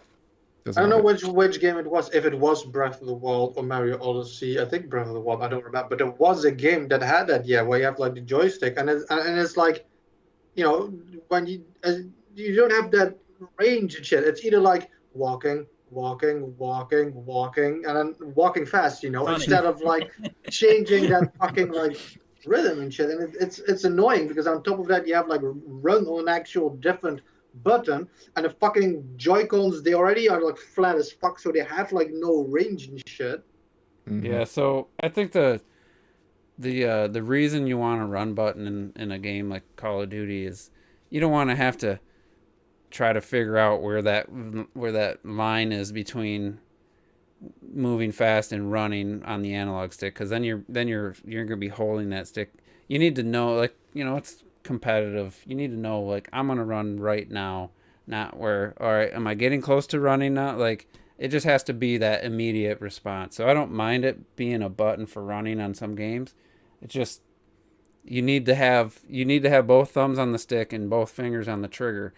So you can't use. So that's why the Pro, what is the Xbox It'd be interesting Elite? if they done if they could almost do like a second click for the analog stick. No, you push it forwards, hold it back. Okay, yeah. And then you click again when you push it forward harder, and then you'd start sprinting, almost like a second analog click. That'd be interesting. Be like an adaptive analog stick. Yeah. Like what the PS5 is doing with the shoulder triggers, just then in the stick. So what I do with Returnal is it's my Rocket League. So I dash with this so I can aim, and then aim with this button and dash with this button. Otherwise I gotta stop aiming to dash and hit the square, and I just couldn't do it. So it's like if I just had a little back button there, that would be my run and my dash, like they and I know Sony released a peripheral for the DualShock 4, like the last year before the PS5 came out. They released some back button add-on for the DualShock. I don't know anybody. I've never seen one in the wild, but yeah, that's way off topic. Yeah. Forgot about that. Yeah. So I mean, we're talking about Skyward Sword. Yeah. And I'm not going to argue against stuff like where they have added the second analog stick. So you can do the full camera now, because then that is technically an improvement. You can now turn the camera and look at your surrounding without having to go, like you were doing, or go into first person and then look around. Is what they like you to do in 3D Zelda games, is go into third person and look around as if you're looking around as Link, instead of just turning the camera. It's see, that's more immersive because you're looking through his eyes. Yeah, there's always going to be perceived improvements and stuff. All I just argue against is that what was there before wasn't fundamentally broken. I never felt like it worked. Broken, even though it did take some getting used to. I played Metroid Prime on the GameCube, and this is my favorite game. One of my top games of all time, based on the GameCube version. But it did take me a little bit to get used to that. Not being able to turn. What I would argue with that is, where some people, love the pointer controls in Metroid Prime, and I do. I love them. Whereas in the original Prime, if you wanted to just stand there and look around, you had to barely press. You could hold that thing steady. Whereas in Prime, with the motion controls, you're always conscious of how much you're trying to keep still, just trying to keep a still frame, because the motions are always moving. So you have less control over how you want Samus to view things, if you know what I mean, in terms of that subtle thing. So in that respect, for me, the GameCube version works better without the motion controls for looking around and observing.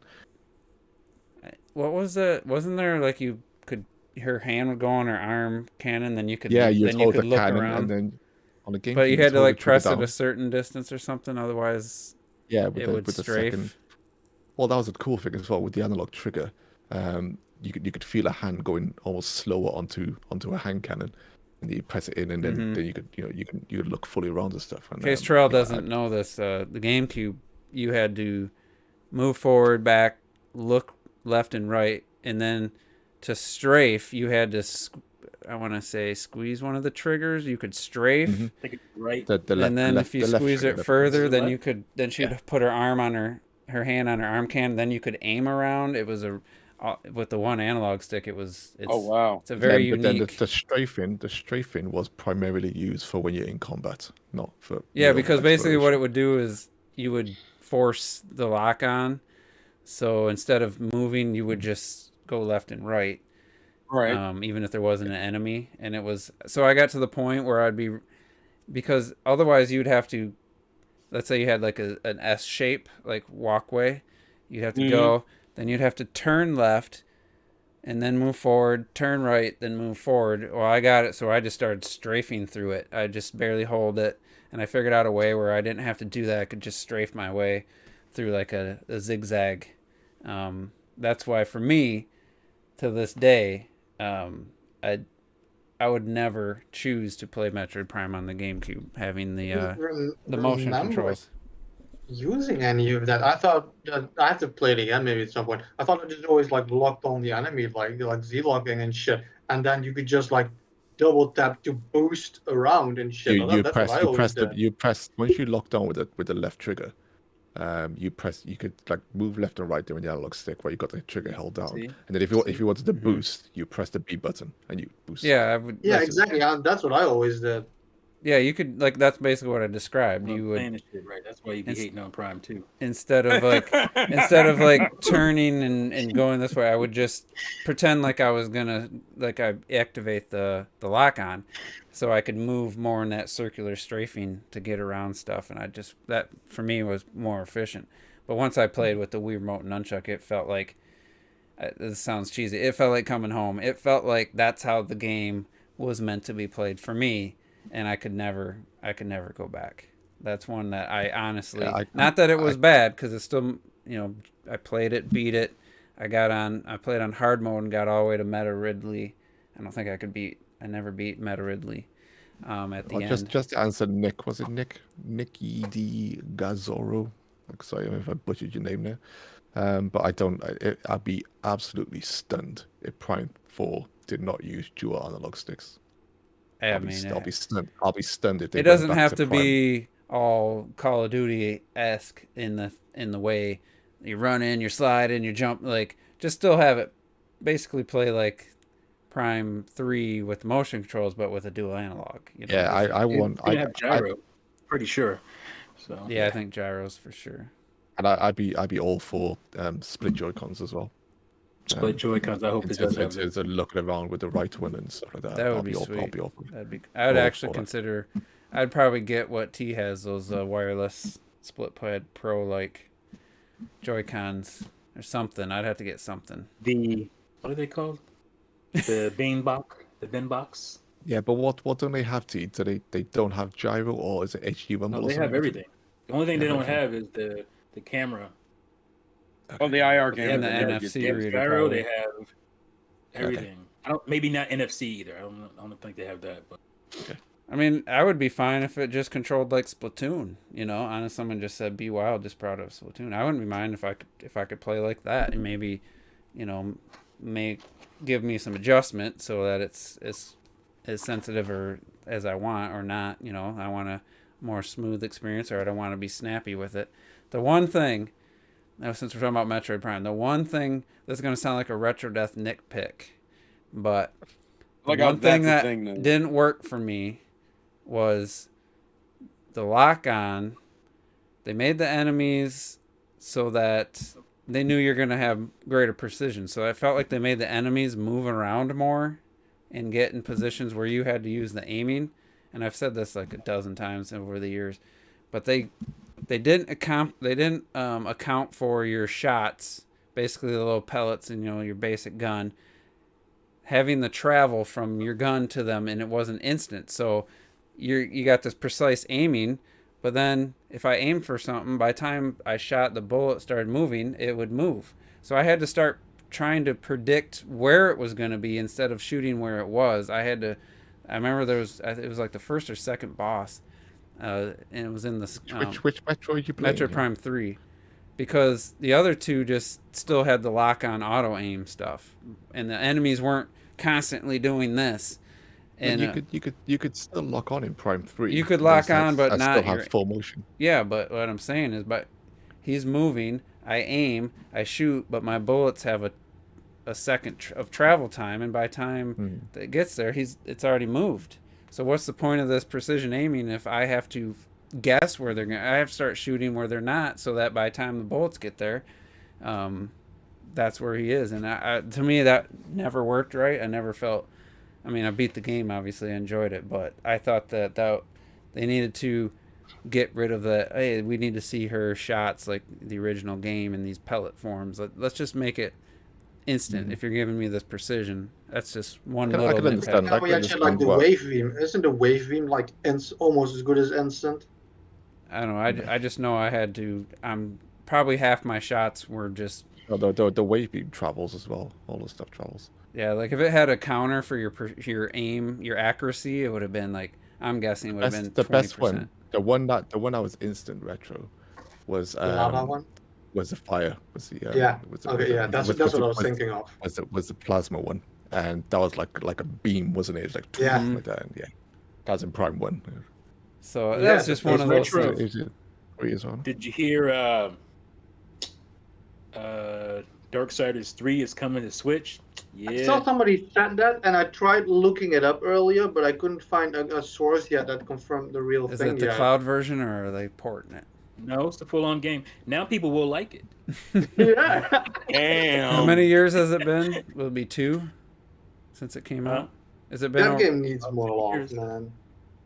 Like, it's definitely not as good as 1 and 2, but it's still a really fucking good game with so much love into it and shit. Like, it's still good. That's a good thing about the Switch. Like you said, it'll come on the Switch, people will love it now. Yeah, maybe. Depends. Certain games, it just doesn't matter if it's a bad port or something. It's Souls-like, man. But yeah, I'm gonna have to rename the podcast because I didn't know what we were gonna talk about. To be honest, we didn't really talk about the Switch effect. Where you couldn't come up with any other games. I couldn't think of like specifics. I just remember the last 4 years it's happened, and but it's not like this like massive problem. I wouldn't say. You mean when all of a sudden the game is really good because it sucked before? Because now it's on Switch, now it's great, because it's on Switch, and it's like, well, you didn't care about it. A lot of the Wii U ports, people are hyping up, and it's like, well, you didn't care enough to buy them on Wii U. That's kind of always, I mean, at least in the last 4 years, that's kind of. I don't think it's so much the games. I think the Switch effect is more the hardware related aspect of it, which we go on about the most in terms of what the Wii U had compared to what the Switch has. And now all of a sudden, because you got this machine that effectively has less features and offers less. As far as form factor goes and playability, the Switch is what people wanted the Wii U to be. Mm-hmm. Like, I wanted to actually take that gamepad wherever I wanted to go and play games that way. So I get why it has more appeal that way. But games still the same goddamn games. Like I don't like if a system has great games, I'm gonna buy a goddamn system. It's that simple. No system is making a game better. Sure, maybe you'll get some tweaks. They might improve the game, but it's not because. Well, I think the reason why that was kind of the advantage of getting a Nintendo version of a game, though, is that on other consoles you would get like these interesting bells and whistles that wouldn't be on the PS3. Because who bought a PS3 and consistently used the Move? But everybody and their grandma anyone who used the Wii used the Wii remote. At least. Yeah, you used it at least a little bit. Used the Wii. Shut up. You don't count, T. When I make generalizations, just shut your goddamn mouth. Hanging on the wall. All right, listen. The point I'm making is you are not most peoples. We've been through this. You different. You built different. We can't do nothing about that. Call the doctor. Nah. But yeah, like I that was that a few months ago. But that was like wow. That was like the Nintendo appeal. The Nintendo appeal is it's like on the Wii you would get different experience. And people were like, well, fuck it, I'll get the Wii version just for that different experience. The Wii U just didn't hit that, partially due to poor marketing decisions and partially due to shitty developers. But the Wii U still had some games that had that little Nintendo touch, whereas the Switch is like, here's the same game again. The only game I can actually think of that's different, and I don't understand why it's only this version of the game, is Devil May Cry 3 on Switch is like the best version of the game because they added shit that happens, and they added like some of the like the style switching you can do in Devil May Cry 4. But it's only in the Switch version. No other version of the game does that. And I'm like, but we still see that the narrative change though. It's like if you remember Jeff Keighley, right? I want to remember him. Why you want to bring the conversation down? Listen. Remember him interviewing Reggie, and they were trying to sell Batman Armored Edition, and Reggie was saying it's got on the gamepad, you got all this different stuff, blah blah blah blah blah, and Keely's just like, but it's essentially still the same game. You're gonna resell that for $60. Essentially the same game, just with some extra features, and then we get something like Doom, on the Switch. And doesn't get anything extra. No one bats an eyelid. I think it got gyro controls, didn't it? Because it's a media darling. But now suddenly, that's great. I'll pay $60 for that again. On Keely tried to sell me Death Stranding again. I think the difference is because the air around Batman using that as an example was, it's the same game with like a few new bells and whistles. Which is something, to be fair, they did for new console generations all the time. They were like, if you get the PS5 version of a game, or if you got the PlayStation 4 version of the game, you'll get like this cool skin or some shit. Now, I would say the Wii U features were more than that, but I feel like I was gonna say Batman is pretty. I agree. That takes me back to the Switch effect being more the hardware thing. Definitely. I think than the games. The conversation with Doom was more of, holy shit, you got this to run on the Switch. Like it's more of like, oh my god, I didn't think you could get this game to run on Switch. Yeah, so and it runs pretty well. Take my $60, even though this game. Yeah, same thing with The Witcher. Same thing. It was like, oh shit, you got this to run on Switch. Whereas on Wii U was like, oh well, it's just the same game. Like, that's something that became a lot better just because it was on the Switch all of a sudden. Fucking Smash Bros. Online. Bitch didn't change a thing. It's still the same shit. Smash Brothers Online is amazing at this point. Yeah. I don't hear half the bitching I heard on Brawl and on fucking Smash 4. To be fair, you would never hear the level of bitching of Brawl. Brawl was trash. Brawl was a different level. Brawl was a travesty. And justifiably. I would be playing a slideshow. I wonder if somebody. I think Shadow Fox pointed out that the Wii U basically, Nintendo had some third-party service. You'd connect to the servers. It was all peer-to-peer.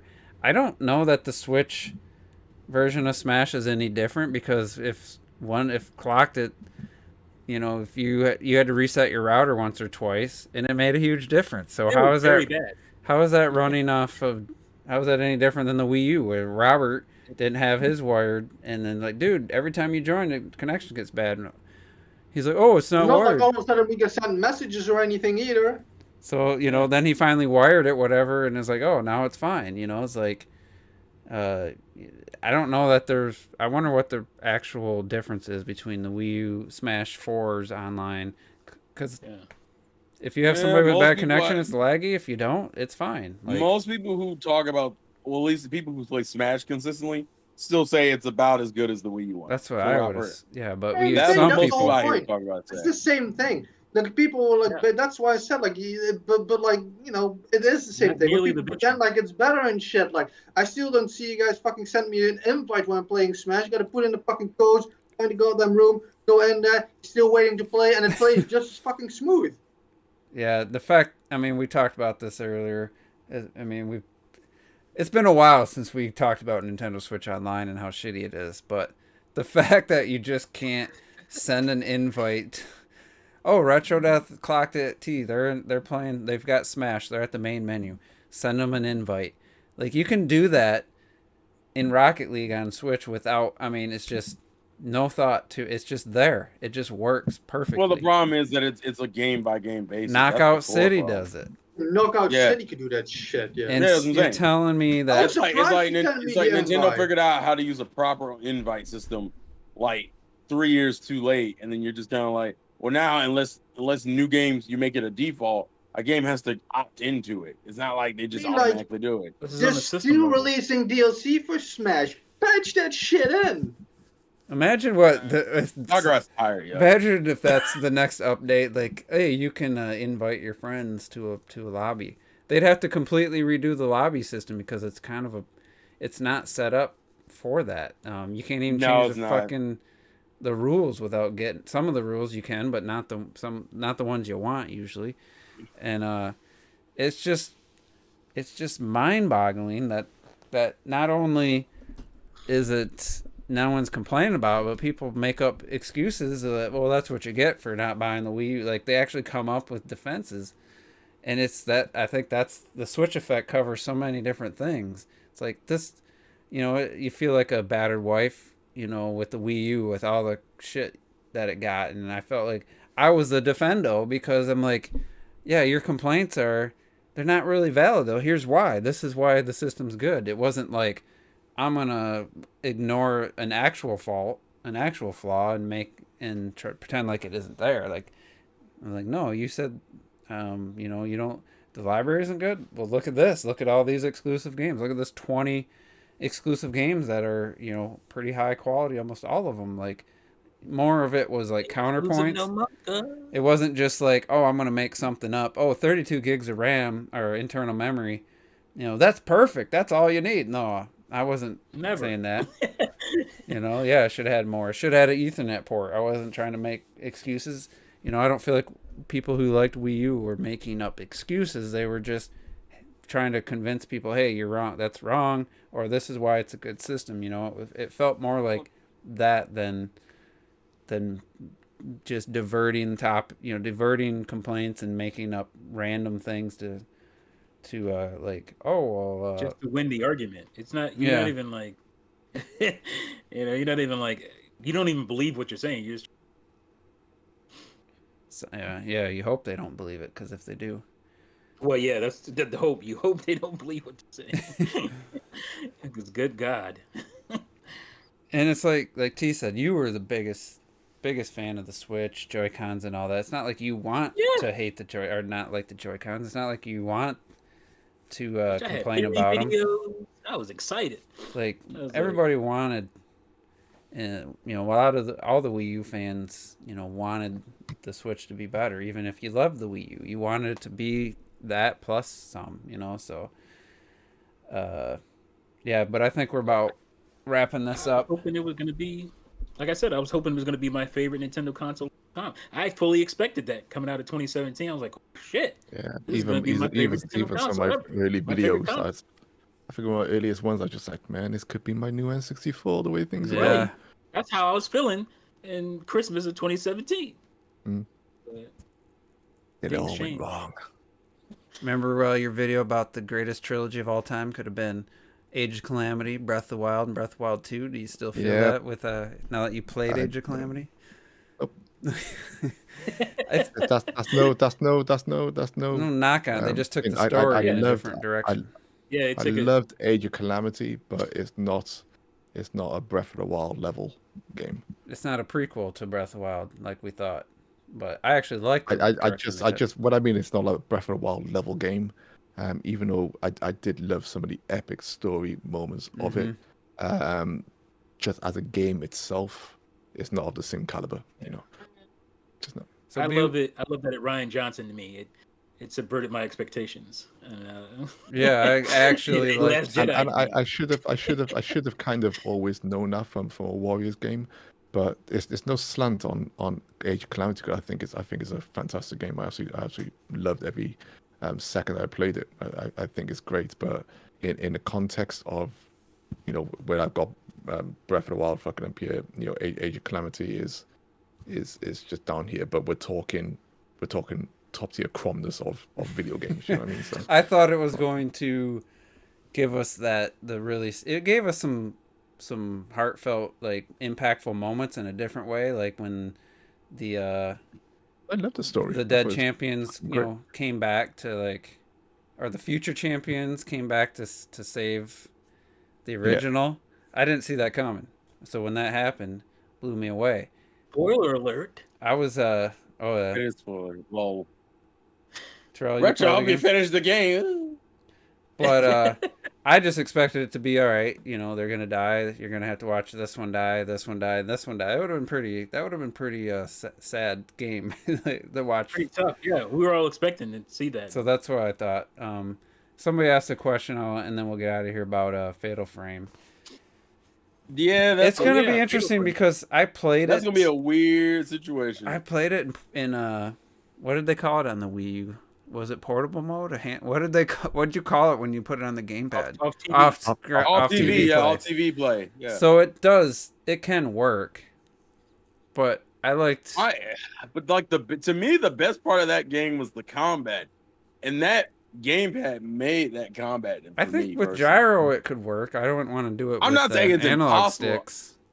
I still want to know what the situation is with Fatal Frame, because the fact that that's multi-plat, I haven't heard anything about, like, did Nintendo just say fuck the license? I think they sold them or either gave it to them or let them buy the IP. From what I can tell. I'm just curious. I'm curious. But I'd be curious if it has gyro, it could work. It better have, but I mean, it works in Pokemon Snap really fucking well if you play in handheld gyro.